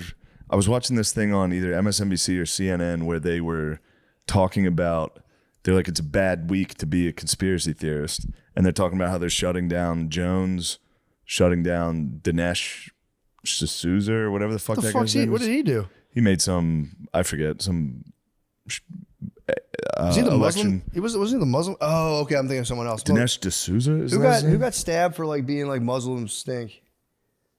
Probably Dinesh. Who was the guy who wrote like the devil? Oh, that's I think of someone else. yes. Yeah, that guy. Is he dead? Salman Rushdie. I think. Salman Rushdie. I get those bros confused. No, Dinesh D'Souza. Yeah, he just got busted, and then there was one more guy, but they were literally, it was just MSNBC bragging about censoring people. Yeah, what would They're Helen like, Keller these say to ideas that? aren't allowed. Really? Yeah, they're like, sorry, Alex Jones, and they showed a clip of Alex Jones crying, and they were like, Dude, that's so fucking was weird. lame. It's tier 1, dude. They're tier 1. It was weird for the mainstream media to be on screen bragging about how good it is to censor bad ideas. It's crazy. If you think they're a bad idea, to censor it like that. Yeah, they're on their fucking bullshit again. I know bro. that's like the most old man right wing thing I can say, but it was weird. I was just sitting there watching it like, because I never watch it. And then I'd turn it on. I'd be like, it can't be as bad as people say. It's literally some hot lady bragging about Alex Jones being ruined and crying. Well, I love how they're always like, he's a weirdo, don't even listen to him, and they're like kind of obsessed with the guy. It's like, dude, just don't listen to That's him. all they got. True. If you turn it on right now, they're talking about Trump. Yeah, he's going They're to jail. talking about, yeah. We busted him for Russia. He's going to jail. He's a porn star. He's a Russian asset. Yeah, it's. I mean, a lot of it too. If you just run those stories enough, it's going to sway people's real. thinking. Yeah, they're Yeah, like, well, it becomes fuck. real. Yeah, And then, yeah, it was firing me up, dude. dickheads. Leave Jones, man. Just leave the man alone. Let him go. He's a fucking entertainer. He's just His show's objectively He's having good. fun. In terms of his performance, it's fantastic. Yeah. The dorks on the show with him, though, I don't like. I like his sidekick. I don't like his sidekicks. I love his sidekick. Like, he just always just like, yeah. I don't love the sidekicks. He always makes me laugh because he's always just seems like he's just sitting there like, dude, if we just sit next to Alex Jones all day, it's just funny for this guy to be like, They yeah. try to get Jones to agree with them. It's very fun to see them. I've never seen them in action. Actually, I just You got to see, watch them with Jones. They'll try to be like, They'll try to fire it They'll up. try to say something exactly that he would say to get him to be like, yeah, Yeah. you know what you're talking about. But instead, he's always like, no, that's not what we're doing here. Well, hold on a minute. Yeah. All right, We did it. we did it. Yo, love you, motherfucking Patreon We family. love you guys so fucking much. Fuck. Hey guys, welcome to Matt and Shane's Secret Podcast. We're doing a little road episode. I'm in Ontario, California, recording a comedy special, but we're recording an intro for my newest special that'll come out eventually. And I met you, Steve Crawford, dude. Great to be here. Lifetime I met entertainer. you. That was a crazy day we had. Well, I mean, yeah, it was Absolutely. mostly you. You were doing stunts and shit. So this guy, don't let him fool you. He Wow. You got actually hurt. I got hurt, a little bit injured. Your ribs are messed So, up. Wait, that should be nothing to you. You're a stunt. How long have you been doing stunts for? Exactly. That's the problem. So now I'm all broken down and sore. So I did Daredevil stunts on the road for 30, 40 years. And that was for state fairs, festivals. How'd you get into that? You know, I was a kid. I had a childhood hobby of magic. My mother told me about the movie Houdini with Tony Curtis, and I watched this thing. And I watched him get locked in the water tank, and his appendix burst, and he dies. And but something it affected me differently than it did the other people watching, and it grabbed me. You watched the Houdini, so you saw him die in the tank, and you're like, I did. I'm like, oh my torch. gosh, I want to do what this guy's doing. That is so cool. Yeah. I mean, if you're going to die, let's die in a water tank in front of an audience. You know, we're all going to die. True. But didn't plan to die and didn't die. But I was lucky. I had a locksmith that lived next door. He taught me how to pick locks, and I really became a big Houdini fan. And your stage name was Houdini, right? As a child, I went all the way in those days, actually all the way to college. Houdini names, you know, with somebody Eni. Everybody put an Eni, so I went with Houdini. Can you hold? My beautiful assistant is here. Would you hold the microphone? I'll show you one of the first tricks I learned. This is a quick one. Did you ever use male? It's always women. I never like sexy boys for the assistant. I think you got to hold it closer. Somebody told me that. Yeah, get up there, that was bro. you that told me. All right, here we go. Little dollar bill trick. Here we go. So a lot of kids start with this stuff, which I did Yeah. at the library. Picture of Barbara Bush. I don't know if you can see that. Or Kind of looks like Barbara up there. I always thought as a kid. Anyway, no, we fold the dollar up. In this trick, what we want to do is make it come out backwards or different or upside down. But in this case, it actually changes. Yeah. About $99 different. As you can see, you get a $100 bill. So money didn't really become the motivation to do it, but it kept me doing it. You got kept me the as a career. Philosopher's Stone. You could do alchemy. Transfer the lead into gold. We could do that. That's true. I will say I picked up many dates as a Sean. child, pretending to be a real wizard and that Yeah. I could do real magic and read her mind, and you wouldn't believe it. Magic is a great way to meet girls. Don't let me. I wanted to ask you about that. That seems. Absolutely. I watched the reel of you. That was the Oklahoma. What was that? The hockey team, right? Oh, you saw one of my sports events during Illusions. Yes. My question is, so when you're a magician, because you're a magician, actor, stuntman, you do it all. You're a general entertainer, a real entertainer. Everyone thinks they're an entertainer now, but you're the real deal. 40 years of locking in getting locked underwater, acting. You know, it was a funny thing when I was growing up. I was the only entertainer that I knew, and I mean, I met people who helped me in the business, but you know, I did my shows, and now I look at social media, and everybody's an entertainer. I'm like, I'm the only one on there not entertaining anymore. It seems your like, blood, sweat, and tears. In the world has changed. Everybody's entertaining. Well, here's the question. So with the magic, you're saying is a good way to meet girls. When's the first time you converted magic skills into just some? I don't know how graphic you want to get. So often. Well, I've got one true story, and it's a no joke. There's a victims protection order on file in Oklahoma. Hold up, bro. On you or the person? The girl who had a fatal attraction, and it was this that in '81 I opened for Alice Cooper. I was his opening act. We did some illusions, and I was a good guy. Backstage, I met with the people who won the radio passes to come backstage, you know, and friendly and. The band members were sleeping with people and all that. I didn't get any of that. And one of the rules I had. How old were you back then? I was very young. I was 18, 19 years old. Okay. So yeah. It's crazy. But yeah, one of my earlier gigs back in college days, I was in college when we hooked up for that. But I had been meeting girls in clubs and telling them I was psychic. So I felt bad about that. This even in high school, and would read their mind. And of course it worked. You know, they're just, we've got this connection. But I had a rule I would never go out with a girl that I met at a show. Because what they see in the show is not who you are. I mean, you're playing a role. You're a daredevil stunt guy with security around you, and I mean, you're playing this image, right? Mm-hmm. Or you're a funny guy in a show, whatever it is. So those people don't know you. So I broke the rule one time, and boy, it was crazy. Young lady, you can look up. It's still in the file, court case, but yeah, she. Tried to come on hard to me to marry me. All of a sudden, I'm like, what in the world? We just met. You gave her one taste. She lost her mind. And exactly. And I told her words to me were, you know what? She said, I should have killed you when I saw you at the state fair in September. I'm like, what? Whoa. And she grabbed the wheel of my little convertible and it was icy out and crashed it. And then broke in my house later, stole stuff. There were gas stoves, but in those days I was a single guy and turned on all the gas, blew out the pilot lights, and attacked me through the back door. So everybody on our city block there went to court and we won. And bro, but I learned my lesson. How many times did you pipe her down? One time, just once. It was once. You got to taste the amazing what in the world? Once. And I just don't know. I don't know what to say about it, except, you know, I don't think it's a good idea to commingle, you know. That makes sense. That's kind of smart. Really so you're that smart, that young to keep it separate, because that's a good insight to know. Like, dude, this is all glitz and glam.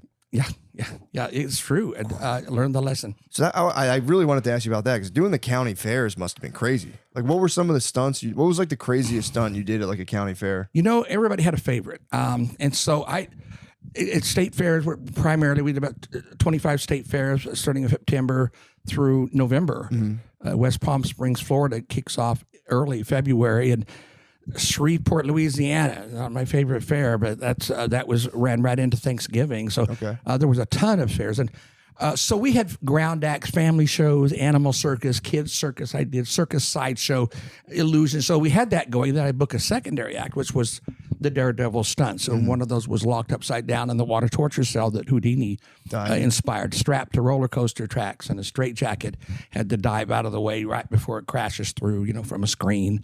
What? Hanging from burning rope straitjackets in the air. But there were other markets for swimming pool events. I let people, anybody with a backyard pool could hire me, bring their padlocks and chain me up to weights and throw me in the pool. And if you had $5,000, I was available to do it. And some close calls, but I made it through that. What was a close call?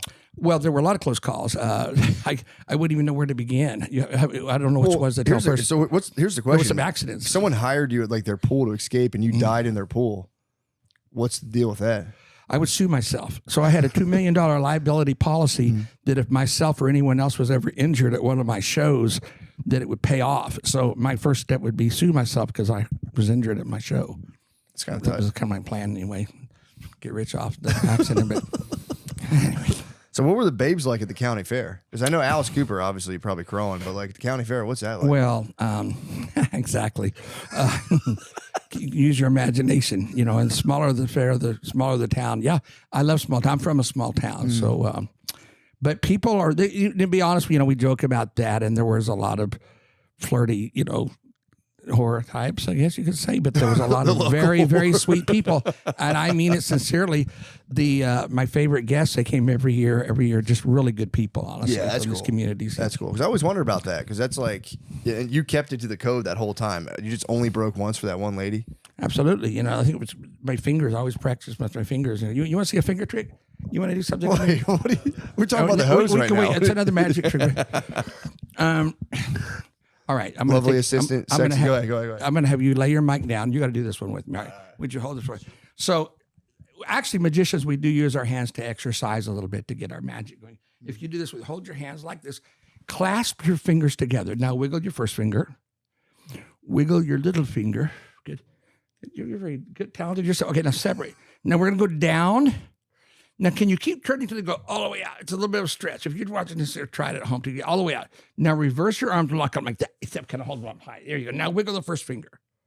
And the little, and go, ah, oh. Linda Blair taught me that one, actually. What'd you do? Woo. Twist your arms around, right? Oh, I didn't do it. Yeah, I couldn't do that. I didn't either. Anyway, I tried. You want to hear a county fair story? Yeah, please. You got time? Would you come back? You're so good at this. I love it. Trick with a couple of jokers and hold on. We're missing one. We're used to standing up. What kind of comedian sits down? You're lucky. I told you I would stand. I have no problem standing. So I've got a story how I lost some money from a guy running a little scam, a little gambling game at a fair. And it went like this. I thought, being a magician, I'm going to win all these carnival games, right? Yeah. This guy had 3 cards at his game. One of those was a joker that he was using. He had a second card, and it was a joker. And then he had a third card, which was actually an ace. He said, this is the money card. Now, what you got to do is keep your eye on this ace. All right, here we go. I noticed he made a shifty move. I thought he put the ace on the bottom. When I guessed the bottom, actually, I lost my first $1. Now, then he said this. He said, look, I'm not going to mix the 3 cards. I'm going to leave them in the same sequence, the 3, and right now give you a second guess. Now, I said it was the top card, which cost me $1. I said, I knew if it wasn't the bottom, it had to be the middle. And, well, that would cost me $1. I said, okay, now you're using more than 3 cards. He said, that'll cost you $1. I said, you've taken the ace out of the game. He said, that'll cost you $1. Anyway, I owed him $5. Here's where he got me. He said, look, there's an ace. Would you hold that one? Yep. He said, here's a joker. He said, if you can still tell me the name of the last card, if you hadn't forgotten it and all this, you win your $5, double or nothing. You get double your money. I said it was a joker. He said I owed him $10. So I did learn, watch the games that you play at the carnivals while you're on that subject. Yeah. Yes. Do you ever beef with any carnies? Because that seems like you ever beef with any of the carnival folks? No. In fact, there was a little, what was the code? If you ever got in trouble with a guest, you holler out, was it Rufus? I can't remember now. It's been a while since I've been to that market, but all the carnies jump in and help you. Really? They do. They watch each other. They watch your back, the entertainer's back. That was one of the first things I learned.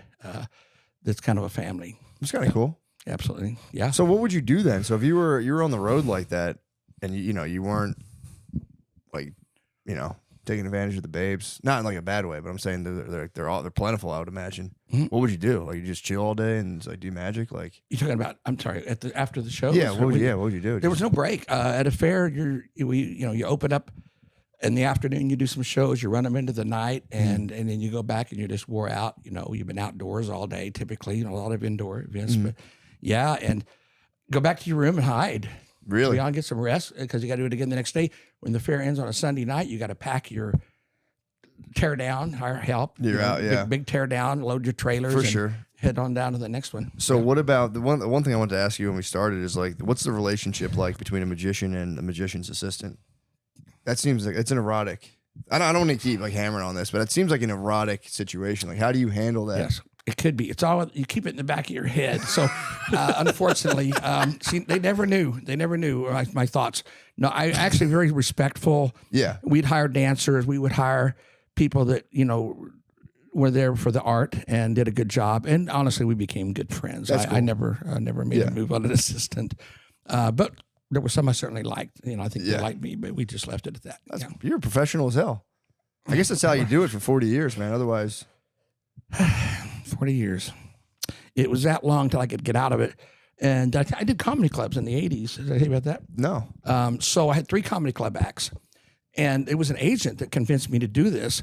Keeping in mind, I'm an actor. I wanted to be a comedian, but I never really was that funny. I mean, honestly, I didn't think. But so we developed 3 acts that we booked into the comedy clubs. And one was a pickpocket comedy thing. And one was a monologue with some magic. And the third one is the reason I got out of doing comedy clubs. I had a problem with myself doing this with anybody. I went right in as a headliner. I think a comedy club, you need people to start in the beginning, an opener, a middler, and then you work your way up, and you got real talented comedians out there. But I had an act that just booked the year up like that as right off the bat, went right in as a headliner, because there was no choice but to put it there. And why it booked was the ticket sales, and it's the Hypnosis show. So I became a certified clinical hypnotist. Oh, you majored in psychology. I was actually an acting theater major with a minor in psychology.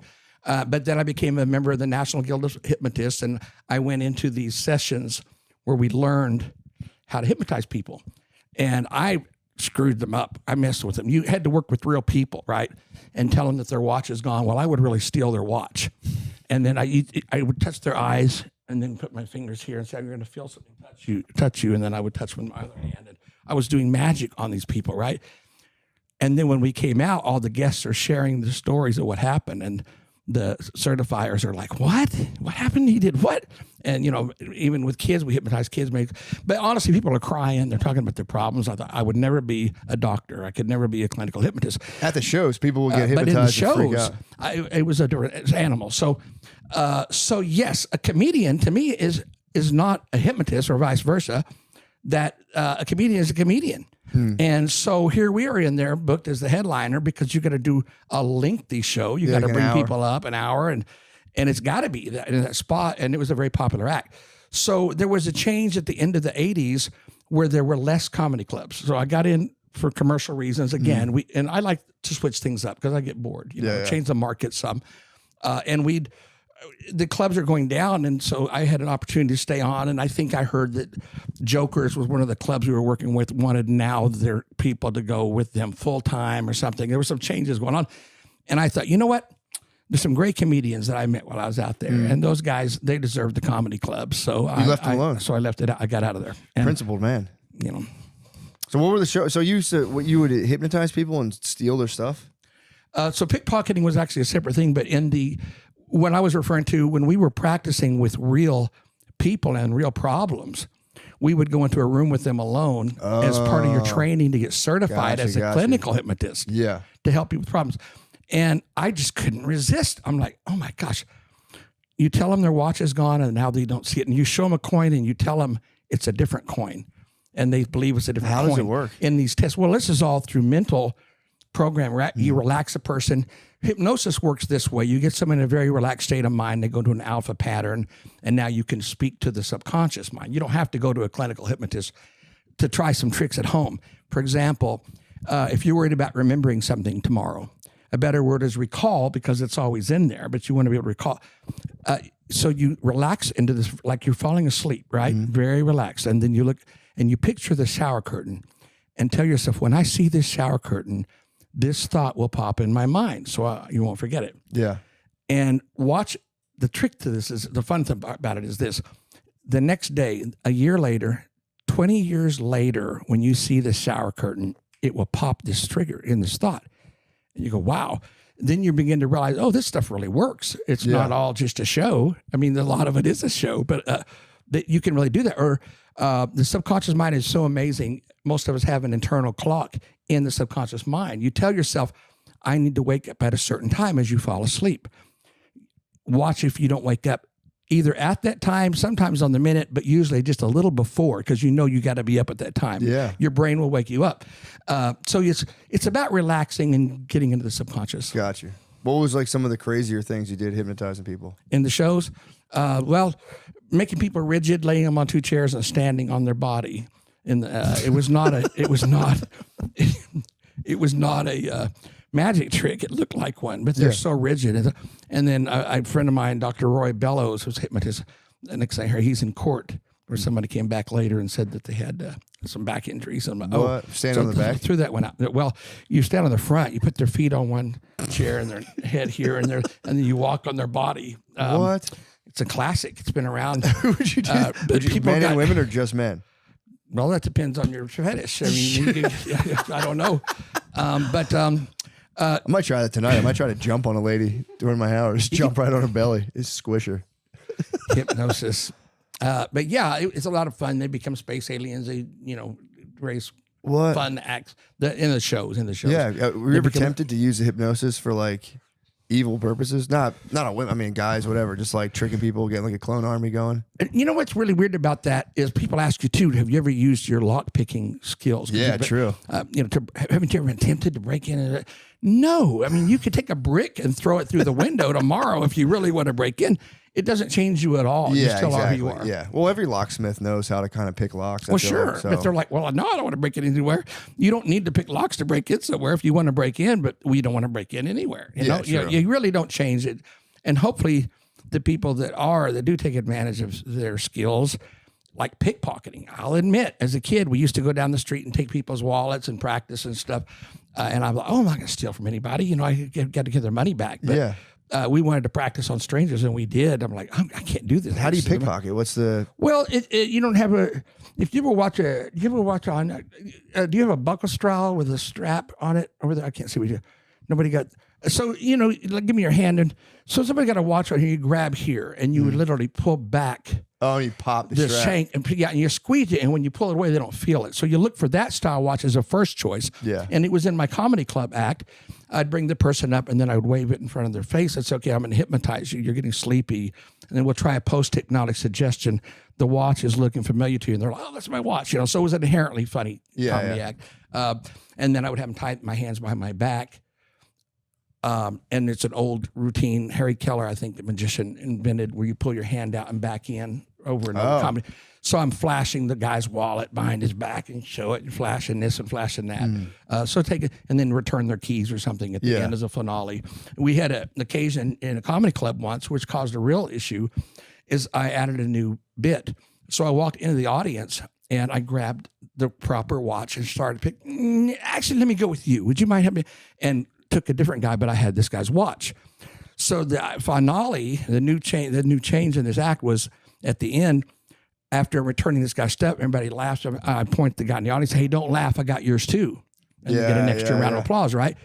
I forgot I'd taken it. It was a brand new act. It was in my pocket. And I left the place with this guy's nice watch. And I'm like, oh my gosh, I got it. So I actually had to call the manager of the comedy club, and he put out an announcement, and somehow he got a call from the right guy. The guy, I was at that show and my watch disappeared. And I was like, "Yo, you got your watch?" What? And we gave him his watch back. That's so nice. Everybody thought it was funny and quite amusing.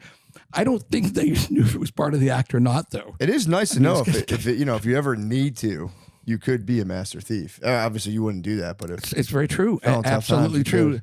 There's nothing, and there really is nothing, no lock that can't be opened, or there's no item you can't escape from. Handcuffs. I know you can escape. You said. So you set the record for escaping from handcuffs? Yes, sir. I wasn't going to mention it, but I have a world record. Well, that's boastful. So less than 2 seconds. Came front page news as Steve broke a world record with the escape. We're ready. I've got the stopwatch. Okay, go, Jim. Yeah, out. Whoa, yeah. Go ahead. Let me see these. All right. Very good. Look at the stopwatch, Steve. 1.47 seconds, and that is less than 2 seconds is a record. Congrats. And I only sent you one picture of, I just want to share that. I when I was stepping away from escapes, getting older, just a few years back, I started doing something unusual for law enforcement groups. I actually got a phone call from a former chief of police, and he was in Oklahoma, and he calls me and he says, "Steve, we've got a problem. People are getting out of the handcuffs. They're getting out of their jails, and they're escaping these things, and they're turning this stuff on the cops. They're leaving them for dead or killing them. One, we need your help." And they had a budget, so they would pay me to come in and teach them.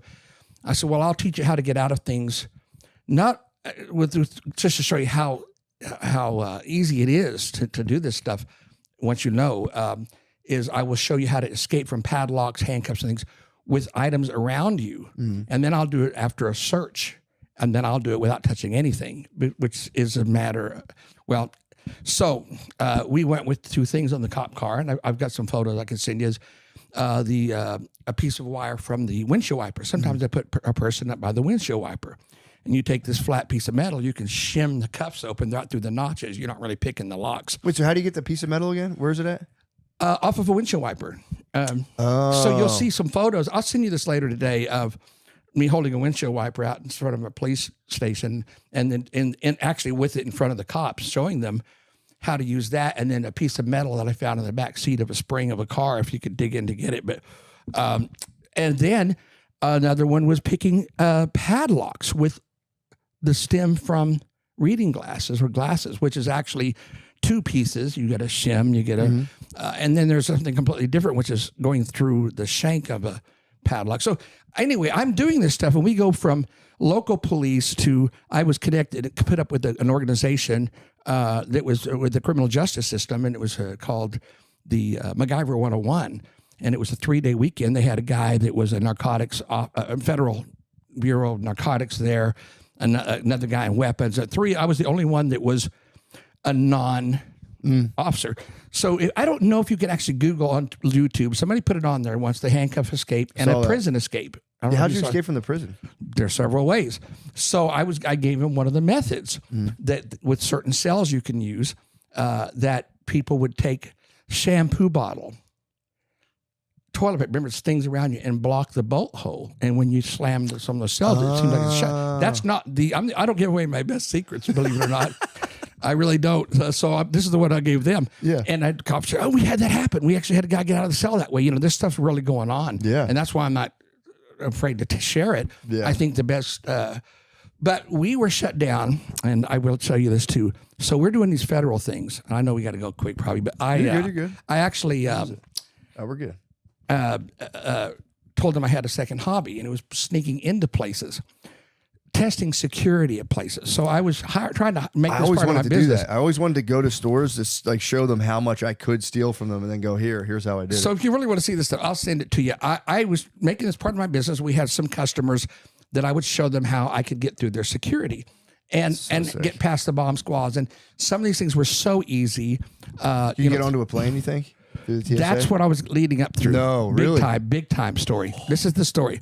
So I've got the photographs to show. I told them, in my observation, the TSA at the airport is the absolute weakest security in the world. And I can get, and I got an arsenal of stuff through it.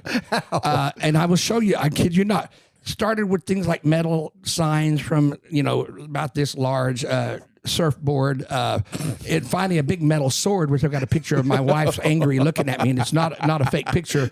She didn't know I did it, and I put it under my jacket. And so what was going on? There's I'm going to share this right now because I'm not supposed to share this. This is what ended my career with the law enforcement. I love this story, and I'm sharing it publicly for the first time. And it could get me in some serious trouble. I kid you not. Yeah. So here's what was going on. I said, I said, okay, first is I called it the magic trick. We'd go to the airport. I've got all this on video pictures. And you've got all these TSA standing around, right? An abundance of them watching. I want to get that number down. When I say the magic words abracadabra, a big group of them, they all leaving a skeleton crew for me to work with. And it works every time. Abracadabra. And how? This is what they were asking me at they said, how do you do? Is it hypnosis? No. So I would hide a bottle of water in a backpack or drop it in somebody's purse while in line. Yeah. In one of my demonstrations, I used my nephew, because he was in on it, but you can stick it in anybody. They get flagged. These extra bodies are here just for that reason. You got a bottle of water, they're going to take you off. And they're going to, so you can get these people out of there, right? Now they're over there, no harm, no foul. The lady or person gets to leave. It's just a bottle of water, right? But you get rid of them. Now, the next step was this. There's this tray, this table where you roll all your stuff around and you put your stuff in, right? And underneath, there's nothing there. It runs right up to I guess what's designed to be a portable X-ray machine. It's got wheels on it. There's a gap underneath this thing, right? So this is blocking the view. You got the people on the computer looking straight down. You got this guy over here telling you got to take your shoes off. You got the guy over here making sure nobody needs help. And you got people crawling all over the floor, putting shoes on the other side. So I would drop the item in the floor and kick it underneath the machine, right? And I'm snapping photos, which is illegal, I found out. I snap, and I've got a ton of these from like 20 airports.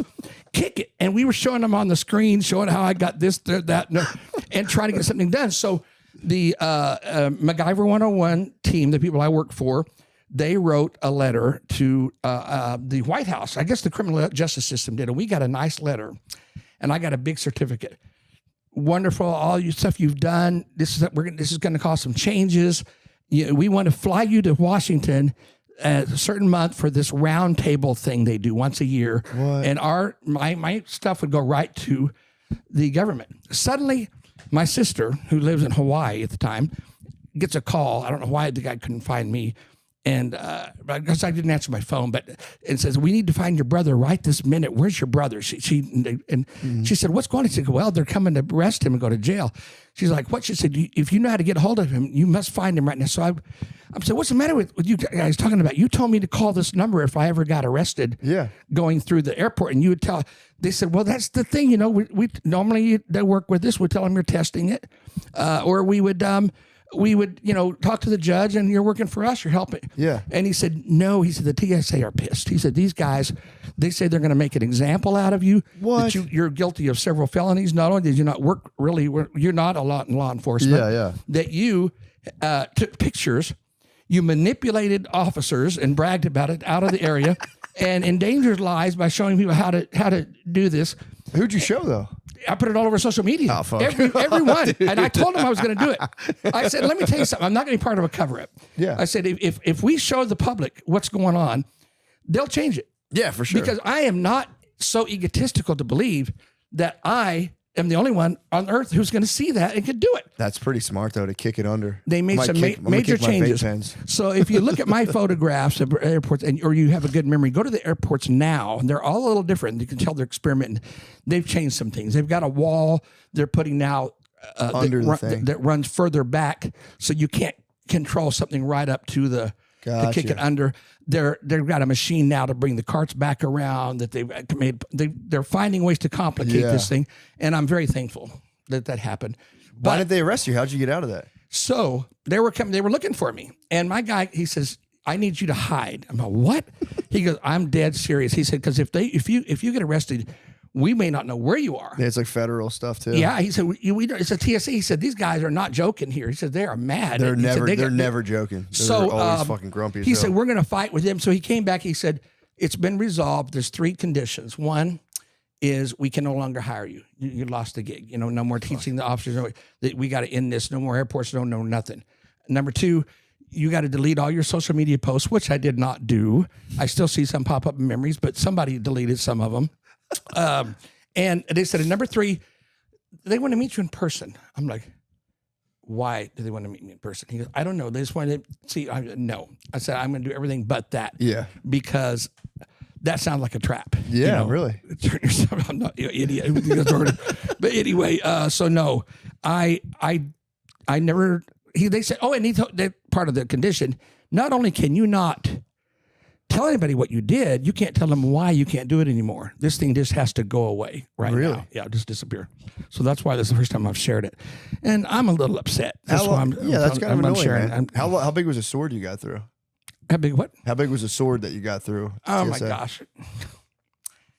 I should have sent you that picture. It was from the floor to here. What'd you do with it once you got through the security? Well, I carried it around, but it looked like this. I took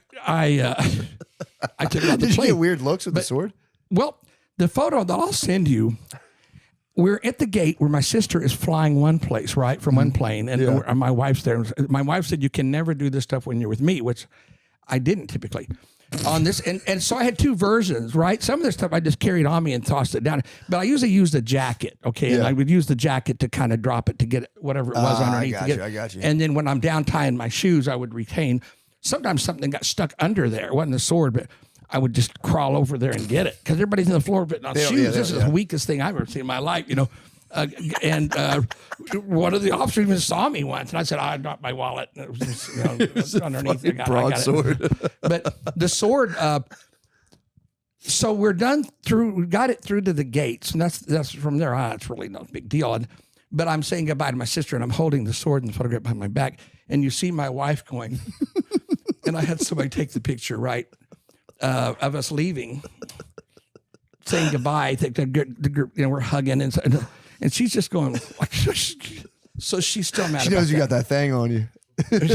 She's very upset about that. So that's a real photo. I'll show you. I wanted to put it back on social media even after. It was so funny. That's when some of this was going down. And Yeah, you know, yeah, my yeah. God, he said, How long ago was this? 7 years I think you're before I good. moved here. I don't know why in my head I feel like if a crime happened 7 years ago, you're good. So And it was one of the reasons I left where I'm from, Oklahoma, was that to move to California. That was a reason. The fact is, I had studied acting in college and always wanted to be an actor. I thought you were a great actor. You did great. Thank you. I think I love doing it. It's really something I've worked on it since a kid, and I want to do it as a career. And it was one of those things where I was going to come out here right after college, but I couldn't. I got trapped in my career. Once you start booking annual stuff, now they're going to book ahead. You're booked that month this year, so they book you the next year. And next thing you know, 30, 40 years has gone by, and you're just, and so it really took COVID as well to shut everything down. And I said, I'm never looking back, you know, to go into acting full time. Did you get any like long-term injuries from doing like stunts and stuff? Covered with them. Are you really? Absolutely. Yeah, covered with them. I did an air show stunt, did an escape, and I had a bad landing. How high up? More than 10,000 feet. But it's not, it was an escape from a box, which was a thing where the audience thinks that they're going to. I was actually booked by a man named Etzel Ford. He has an air show team, and he came to me. He said, I know you do stunts. He said, can you do something for air shows? He said, we need a new act or something to go with us. And he said, in air shows, in most shows, you want people to think you're going to die in a stunt show, but in an air show, you want them to know you're going to die. And I said, I had the idea. What if the audience thinks they're going to die? He said, even better. So in this effect, I dropped from the plane in the box, and the audience is told it's falling out of control. So they take it up in the plane, and the audience can see the chute open, and they go, Steve was open to shoot. He's carrying the box back over the drop zone. So now I'm holding this box, it looks like, till I get over in the area. Wait, so are you release it? You're in the air? I'm with a chute. Oh, you're holding this box. I'm holding the over. box, which is what it looks like, and then I release it and pull these toggles and land. Well, the truth is you can't hold a box when a chute opens in the air. So I'm wearing this harness we had made down in DeLand, Florida by a company, real nice. They make tailor-made stuff for stunts and air shows and things. And a strap attached me to the box. So I have this strap, and as I get lower, I release the box and would open my chute. So the problem is, anytime you get two lines, FAA approved stunt is safe. I was angry at them. I said, you guys weren't honest with me. Anytime you put two lines in the air, you run a risk of danger. You get of line entanglement, which is exactly what happened. The chute came out, wrapped around the strap to the box. So I've got a chute there. Not the end of the world. You got two chutes. Cut away your left one, pull in your right one, right? So now I've got this chute open with the strap in the box, which is what it's supposed to look like, but there's an additional piece there that shouldn't be there, the first chute. Right. So it's causing you to go like this. As I go down, you can't look down when you're lowering. Skydiving is a weird thing. You can't tell how low you are by looking down. You have to look at the horizon. So about 50 feet from the ground, looking out that way, you can tell where that is. You slow your descent normally, right?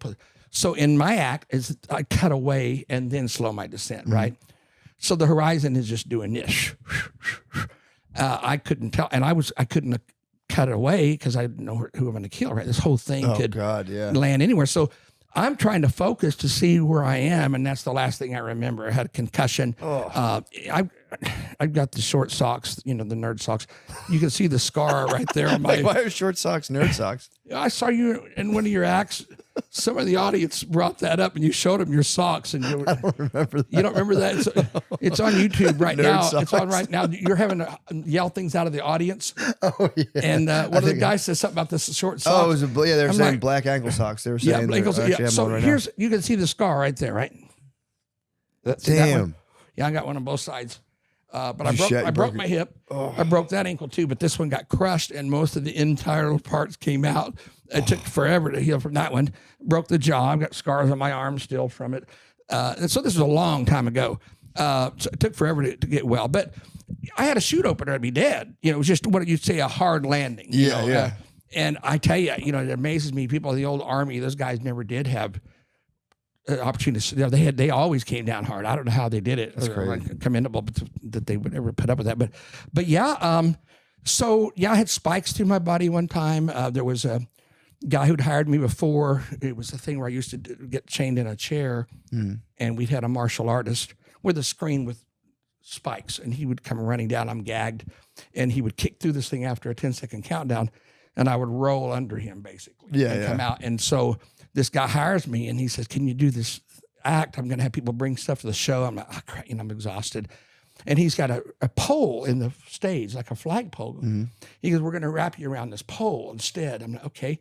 And I said, we'll do a pair of handcuffs. Give me 10 seconds to get out. You know, and then he has people bring stuff to the show and brings it up on the stage. I'm like, "What in the world are you doing?" He's an EMC. He had hired me 10 years before. Was it EMC? What's that? You said EMC? He was the MC of the show. MC of the show. I got you. And the promoter. He had hired several acts. So he brought me back for this finale, and people were chaining me up. And I'm like, okay. I said, I need a full minute to escape from this. He gags my mouth, and they get the screen ready, and he says, "How many of y'all think Steve can get out of this in the 10 seconds he originally promised?" I'm like, Whoa. Punchline's got to be coming, right? Got to be a punchline. And everybody applauds, and he said, "Put it in place." And he stands up, and he says, 10. Now I'm like, "Are you kidding me? What?" And I'm like, sure, I didn't have a chance, right? So I just turned my back to the spikes and this thing, and I've still got here. What the fuck, man? Crush. And the sad thing, and I wish my brain had been in the right place to not move an inch, that the audience broke out into applause because they thought I disappeared. And instead, I start moaning and moving, and I'm stabbed, you know. But I wish I had not done that now. I didn't realize. Well, if you didn't move, you would have been fine. They thought I was gone. The curtain would have shut, you know, into the show, and everybody thought I disappeared. And then this thing starts moving. They're like, uh-oh. You know, so anyway, I'm like, "Dude, why did you do that?" He goes, "I thought you were kidding." And he said, "Man, I've seen you a million times." He goes, "I thought you could just, it's like, and you're out. I've seen you do it." Yeah, it's kind of crazy to have to confirm that. Thanks a How lot. big are the spikes? Oh my God. Oh, One of them, went right by my spinal cord, you know. Oh, but dude. I'd been paralyzed. what? Do we have time to do another magic trick, or we don't? I think we have time. Well, the one thing I wanted to ask you about, we have a half an hour. We're good. The one thing I wanted to ask you about, we'll definitely do some more magic. You used to be able to hold your breath for 4 minutes. Yep. And now you said you can't hold your breath that long anymore? No. And nor do I know what happened. I've had, a lot of things started to change. I used to be in, very good physical shape. You might remember seeing some of the older photos. Ripped. I saw the picture. For an audience, and I was starting to develop some intestinal issues, Crohn's disease, which I kind of hid and continued. Some things were going on. But, I started as a kid, holding my breath, and I was on the swim team. And they always hated it. I was horrible swimming on top of the water, so I would always dive in and go all the way to the other side. Dude. And as we come back, emerge, to finish it up. So I get in, and they're like, "What stroke were you doing? What stroke were you doing?" Oh, that was just a regular bicycle, Oh, dude. But they you would just be submerged the whole time? Oh, the first run, all the way to the end. And when I come back, I'd come up to give them a little bit of fairness, but I was fast under that water. There was no rule of how long you stayed under, right? So if there's no really rule in the books, how long you stay. But I practiced all the time. And so, I was comfortable sitting on the bottom of a pool, shimming locks, picking locks, manipulating them open that people would bring. And honestly, you get 8 or 10 locks. You don't have to open all of them. People didn't realize that necessarily. But, you open the key locks. But I was comfortable. And then I would spread this, pace it out. I wanted to give the audience a good show. Somebody asked me when I was coming out of one of my water effects, which like I did the lake and the box and things, all these, you come out, you're exhausted, you're coughing up water, are you really suffering, or is it all an act? No, I'm really suffering, but it's all self-inflicted. I would stay down there. You would stay as long as you can. Stay underwater as long as you can until you absolutely can't stay under the ring. Come up, you're going to be really breathing hard. Did you ever pass out underwater? Actually, I did one time. I did once too. It was fucking terrifying. Yeah, absolutely. How'd you get? Did you get pulled out? I don't know what happened. We were at Ponkin Theater in Ponk City, Oklahoma, which was supposed to be a haunted theater, and we had some weird stuff happen with the water tank, an older water tank. When they were trying to pull me up a double pulley system where I go up easy, started fighting them. They're pulling this thing. They're we don't know what's going on, right? And we got this on video. And they kind of get me up, and it's this big A-frame. I'm hanging upside down. There's a roller thing. I mean, you got your feet in these stalks, right? And then you got this thing that runs up to the top of this, where they pulled you up and they roll you across. They're having so much trouble. I think, man, this thing's gonna break. Something's wrong here. So the minute we got up there, I said, "Get me over the tank quick," because they're holding your hands. And I mean, the second I was there, it broke. The weird thing on that night, the brake had nothing to do with the pulley system. It was a piece of steel that they would use for mountain climbing, right? They held the stalks in one spot. That thing just broke. It shouldn't have broken. And another place had nothing to do with the tension. So there was 2 issues, really 3, because the water was boiling after we put a little bucket heater in hours before because it was ice cold water. Should have taken a day to heat it, but the water was like boiling hot when I almost went in it, and I'm glad I tested it. So this was like a haunted theater, and everybody's telling me all this haunted stuff's going on. I'm like, I just couldn't believe it. And then all of a sudden, everything starts going downhill for my act. So when I hit this thing, I didn't get any air because I wasn't prepared, right? Yeah. It's a 1, 2, 3, 4, 5th one, hold it, go in, and I'm good for a while, right? In this case, I was probably on the exhale, and I went down. So when the stalks came down, they couldn't get the lid on because it fell so fast. You got to hit it just right. Yeah. And the guys are fighting with it. And I've got a guy sitting right over here who's a spotter who does nothing but watch me. And if he sees me make a signal something's wrong, cut it. Yeah. I'm like, cut it. I'm looking, where is he? He's not there. First rule in Daredevil stunts is don't change anything. Don't improvise nothing. This guy left his post to run help these guys get the lid on, right? So I'm trying to get my part to get out of this thing, and I blacked out. The next thing I know, I'm in the floor. So I had fallen, but I don't know what happened. I literally don't remember. Jesus Christ. Very peculiar experience. For Yeah, sure. that's very, crazy. very terrifying, for sure. Yeah, I was just swimming with my friends, and we were like drinking, and I think I was using my kids' goggles, so they were super tight, and they were just like, cutting off like blood in my brain. And I tried to go back and forth in the pool, and I was coming back, and I remember coming out of the water just lungs full of breath. I somehow just propelled myself out, like kind of blacked out, and then I fell forward again, just hit my chin on the edge of the pool. Water is so dangerous, and even for an escape artist, and I don't like to tell all my secrets, but I would do everything I can, I could do to make these things safe. Like chained up, thrown in a pool, is that I would have a signal, to something's wrong, and we would tell the audience, well, they'll have to jump in and pull these heavy weights all the way to the shallow end to get me out. Well, the fact is we had a rope with a hook on it. But then I'm like suffering later, and I'm asking my guys, because could you see me? And I really couldn't see that well. The water was too chlorinated. I just couldn't see it. Or we're in a lake. I almost died in a lake. I showed you a picture of this, I think, yesterday, coming out of the lake. That was totally unexpected. Wooden box was in a lake, and I did what I had to do to open it, but the wood had sealed, and I mean, it was a tough sucker to get out of there. Once I got out, I'm exhausted, and I'm trying to work my way up. Lo and behold, we've got quicksand or something underneath the water. When I get to shallow enough to walk, it takes me down, and I'm like pulling. It's hard to get my head on, wet shoes. I mean, they're gone. Yeah. And I mean, I'm fighting to get my feet out of this. And my guys are coming out. So the photo I've got on my phone, but they're coming out to try to help me, and then they're sinking. Oh, fuck. I've got 5 guys, 10 guys are rescue guys. They can't even get to me, and I'm just like, and I'm so tired. So water, water's dangerous. It didn't scare me, but water didn't scare me like some things, like height scare me. Yeah. But it's very dangerous. Yeah. It is peaceful though underwater. I have little kids, and we'll go in the pool, and every now and again I'll just disappear from my whole family underwater for a good minute. And it's just the absolutely best. Just the fucking best. Just to go underwater. I can't hear anything for And that was my life. seconds. So, circling back to a question you asked, I would sit there underwater and comfortably do my thing and enjoyed the peace and quiet until it was time to come up. But then one day it changed. I just lost that ability. It's crazy. So I went to a doctor and I said, we got a serious problem. I got bookings. I said, listen, I can hold my breath a lot longer than this. I can't hold my breath. I don't know why, as much as I practice. And so they even did a heart test, massaged my heart. They said, this sounds like it's a heart thing. And no, your heart's fine. And they finally said, listen, whatever weirdness it was that you were gifted with, to hold your breath for 4 minutes is just gone.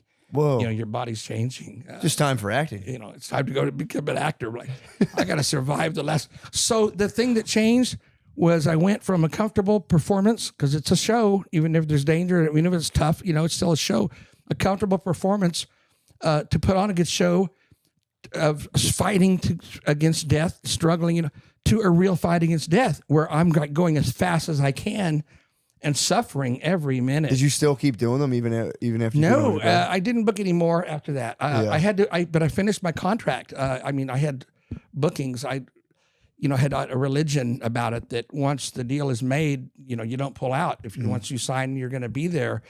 And I mean, I don't recommend this for everybody, but it's the truth. You know, I did a show with a broken leg once.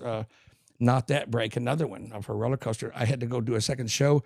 So how'd you break your leg on a roller coaster? Well, that was a thing where I'm strapped to the roller coaster. I think I showed you those pictures. The straight jacket, and we put a screen up, and the roller coasters come in. I have to dive out before it comes through. And I did this a long time ago. Yeah. Way back. Spring Lake Amusement Park in Oklahoma City was the first one I did, and that was in college, way back. Some other guys have done it since then, but it was my original act. And there was a way I knew that the roller coaster was so close, right? So you don't want to jump out too early or it looks boring. So you got to wait till it gets there and then jump. It caught your leg? What? The roller coaster caught your leg, you're saying? No. I thought it was closer than it was. So it's like with flying that, you know, you don't trust your eyes. You got to trust the instrument. So I had a way of knowing where it was that I didn't trust it. It sounded like it was there. I'm like, I don't have time to jump up and land on this platform. So I just went straight down under the tracks and dropped 15 feet. Oh, Jesus, broke the ankles again. My poor body. You talk about, I had a total hip replacement last November. It got so bad I couldn't walk that year, the pain. And I'm like, no, I'm too young for a hip replacement, doctor. But that's the best surgery you can get, boy. I tell you what, I'm really? I can't tell. I've ever had a problem. I'm not as limber as I was, but I will say that, you know, because you're not allowed to stretch after 6 months or something. But we live with it, and I think it was all worth it. Nice. You know? And the one thing I wanted to ask you about was I found this kind of fascinating. You were on, what was the TV show you were on, the cooking show, America's Worst Chef or something? That was very recent. Yeah. Last year, or was it the year before? I lose track of time. I'm doing my acting thing, and there's a strike going on, and I was on a series, an Eli Roth Scary series, which was still on Max, playing an exorcist, and we were going to have additional shows, and we got shut down for the strike. And I'm like, oh man, this sucks. And so I asked the union, well, what can we do? They said, well, you can do reality shows. So I am the world's worst cook. I'm really horrible. When I was single, I would throw everything in a bowl, turn on the stove high as it would go, stir it up. Didn't care what it tastes like. Throw on all the things that you need to eat in your 4 groups and eat them. Yeah. And but I was on the road eating out. Yeah. My whole life. And then I marry a girl that was a great cook, and she doesn't allow me in the kitchen at all. Period. You know, I made a mess when she leaves to see grandkids or something. You know. Yeah. I've rent the microwave. I've done it. But anyhow, so I auditioned and got on World's Worst Cooks. I think it's pronounced that way. Yeah. It is Worst Cooks in America. World's Worst Cooks. Season 27. And it's great. Yeah, 27 seasons, lady, man. That's crazy. Chef Ann Burrell, I think I'm saying it right. Yeah. You know, she died here just 2 weeks ago. That's nuts, man. And it's just so sad. She was a great lady. Yeah. I mean, we had a lot of fun on the show. You know, of course, she's yelling at you, and you know, we're hamming it up. The bad cooking was all real. People think I made that stuff up. You know, we hammed up the performance a little bit. Sure. It was all real, but we're really shocked, and I had a great time though, and some great memories. And sadly, she was going to take a break from the show, but she told me she wanted me to come back, and so did the producers. They occasionally do reunion shows. Sure, the worst of the worst, and was going to have me back because we had such a good time. And I wasn't sure if I wanted to go back. I thought, is this really the image I want with my acting? Yeah. But now that we lost her, I'm like, you know what? If I'd known, I would have definitely gone back quicker. Yeah, Very nice lady. Yeah, it's a shame she died. I didn't realize that show had so many seasons. That's crazy. Nor did I. I've heard it once or twice before that. You know, yeah, I didn't really watch it. Yeah, because like Triple D's got to be at what, like 30 seasons? Like Diners Drive-Ins has to be at least like 30-something seasons. Yeah, it's got to be. I haven't seen that in years. Is it still on? I think so. I think it's actually like shot in like fucking 8K now. I think they really stepped up the production on D3. Interesting. But yeah, let's set some tricks, man. Let's close this thing out strong. All right, you're on. Here he is. Sorry to make you wait so long. Oh, that's okay. Happy to help. What made me think of this when you talking about the spikes and cutting and a little bit of rope magic today? Okay, but you're going to be my assistant. Oh, nice. Speaking of, I don't know if you can get this. We just stabbed my neighbor over here. Maybe you've heard of the famous trick where the rope floats up into the air. Someone climbs the rope. That'll be you. Okay. Disappears, and then the rope falls. Have you heard of this? No. The East Indian rope trick, very famous. Well, that's okay because I don't know that one, but that would have been a good trick. All right. Now, I really do know some weird things with rope, though. For example, have you ever wondered what happens when you take the ends off the rope? You can actually get a looper of rope when you do that. But to do the trick I want to do today, I'm going to need 2 ropes. They have to be exactly the same. Now, this is where you come into the trick. So would you hand me the center of the rope? Just got to give me the middle. Right here. All right. Mr. Microphone, would you agree? If you cut it here, that would give us 2 the same length. All right. That's the spot selected. Very careful. Take the scissors. Don't cut the fingers. Just cut the rope. Grab the scissors. I'm going to give you a nice injury. Right there. Don't cut the mic cord either. Right? All right. But we're a little off on the length. That's okay. I'm going to have you even these out. Let me line them up straight and ask you to cut this off right here. That should do it right there. Where you want? Right there. I think that should make them exactly the same length. All right. Now we have 2 ropes. Okay. We need 2 ropes exactly the same length. Would you mind cutting that right there? Just give it a good cut. There we go. Right there? That's a way to do it. Now we have 2 ropes exactly the...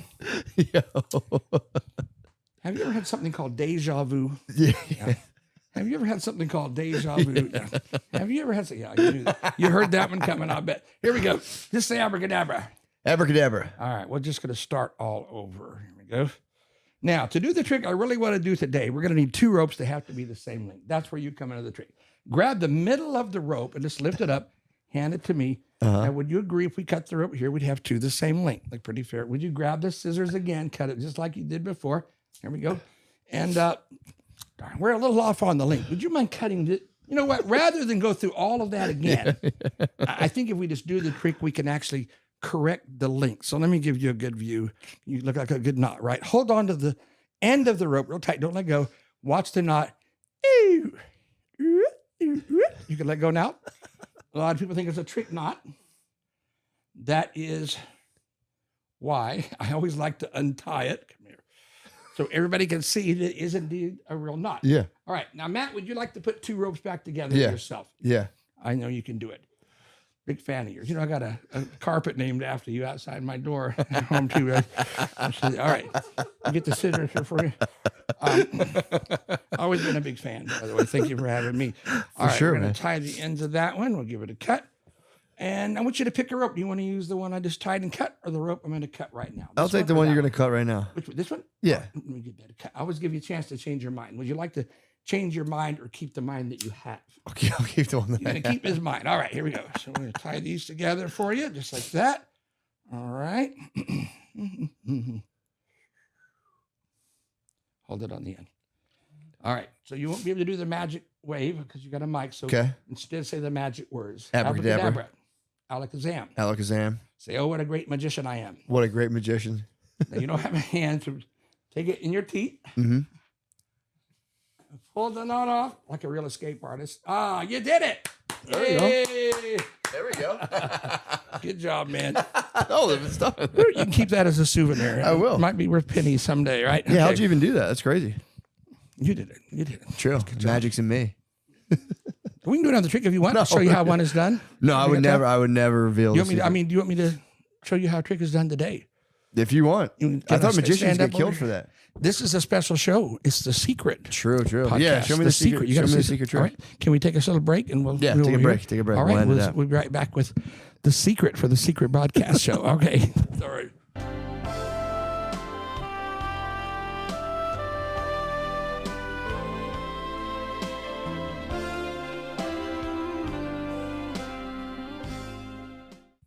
cutting back in. Let me know. All right, we're back. The interview portion. I think the interview portion is concluded, but now we're doing tricks. All right. No, It's a good interview. That was a great interview. I had fun. Thank you. I had fun. I was talking to the microphone, but we're going to give it off in a minute. But first, a little more magic we promised. We're going to be doing some miracles right now, many as they were done thousands of years ago. Maybe you heard of this one. It's called walking on water. Thank you. No, I was about to tell you, you just got promoted. We do hold both of these things now. Okay, He's thank back. you so much. Oh, he's lovely assistant and Mr. Microphone. So beautiful. Okay. This is definitely one of the things we're not going to have a relationship with our assistant, by the way. In case I don't know, man. If you put me around all those carnies, it could get kind of weird out there. All right. So what are we going to do? Well, this is a secret podcast. So I'm going to reveal a secret today. Oh, here we go. Show you a magic trick. Show you how it's done. For this trick, you need a handkerchief, a scarf, and a left hand. You put the handkerchief or scarf all the way in the hand like this. Okay. You make something called a magic pass. We know what a pass is, right? Mm-hmm. I'll go up to Mr. Microphone and go, hi. No, not doing that kind of pass. We've already established that. A magic pass. You do this. Now we have an egg, and the scarf or handkerchief has jumped into my pocket. Yo. Right. As promised. All right. You ready to see the secret? Let's see the secret. Actually, I bought it by mistake. If you ladies need some out there, this is the secret. You put that. All right. Different secret. All right. Yes, the secret to the magic trick, and this is a trick egg. It's a plastic egg laid by a very sick bird, and there's a hole in the back of the egg. Kind of a letdown when you see how these work. And you need two handkerchiefs to do the trick. All right, here's what you do. You hide the egg in your hand, hold both hands the same, you come out in a natural way. So natural, whatever looks natural. For sure. Take the handkerchief, wave it around like this. Actually, that depends on the company that you're. You don't want to drop it either. True. Anyway, sorry. You're getting paid, right? That's all that matters. Okay, here we go. He's actually really wealthy. Oh, okay, really? Yeah. Well, maybe we could renegotiate this relationship after all. You didn't tell me that. Okay. So he's in the top 3%, I would say, in the country. Wow. 3% of what? Earners, really? Amazing. Congratulations. Apparently he's a huge dick. I don't want to make it weird, but this he's a job huge pays dick. a lot. Huh? He's got a huge dick too. Oh yes. Money, big dick. I guess you're getting a lot of fans right now. Gosh, I didn't plug my Instagram. You guys follow me on Instagram. Plug it. Entertainer Steve Crawford. Entertainer. You type entertainer, I'll pop up. Why did I do that? Because I'm from Facebook country and I'm trying to get some new friends out here. So got you. Nice to meet you guys. Okay, so where were we? Oh yeah, you hide the egg in your hand. You hold both hands the same. Come out in a natural way. Take the handkerchief and you start placing it in your hand. But we know it's going where? In the egg. In the egg. It actually goes all the way into the egg. There you go. You make the pass. You show them the egg, and you tell everyone that the scarf or handkerchief has jumped into your pocket. Now, there's a couple of quick rules. Why do you show them the egg? Can't show the egg. Well, you show them that it has turned into an egg.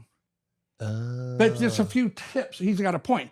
First of all, don't show anybody the back side of the egg, right? True, That's true, important. True. Wild, wild west. And make sure the handkerchief in your pocket's the same color as that one that's in the egg. Right. If this doesn't match that, you're not going to fool them. But what do you do if they see the back of the egg? I mean, where you guys are standing, you can see the red. Well, you don't tell them it's a handkerchief. You tell them you cut your finger, you're painting it, chicken banged his head trying to get out. I may even be a magician, but as you probably got a feel for, I'm an honest guy. I try to be honest. So here's what I like to do. Make a real magic pass. Peel the hole off the egg like that. Crack the egg so everybody can see. Hold on a second, brother. Yo, you tricked us. That is a real egg. You tricked us. Oh, gravity's strong over here. Sorry. And that's what I like to do. And that's a magic secret. You tricked us, bro. You didn't give us the secrets. That's awesome. That's a good secret. I'm a magician. What do you mean? I lie a lot, right? But it's a trick. All right. That was pretty cool. Thank you very much. Hell yeah. Thank you, Steve. Been fun. Appreciate you. Bye. Goodbye. That was great.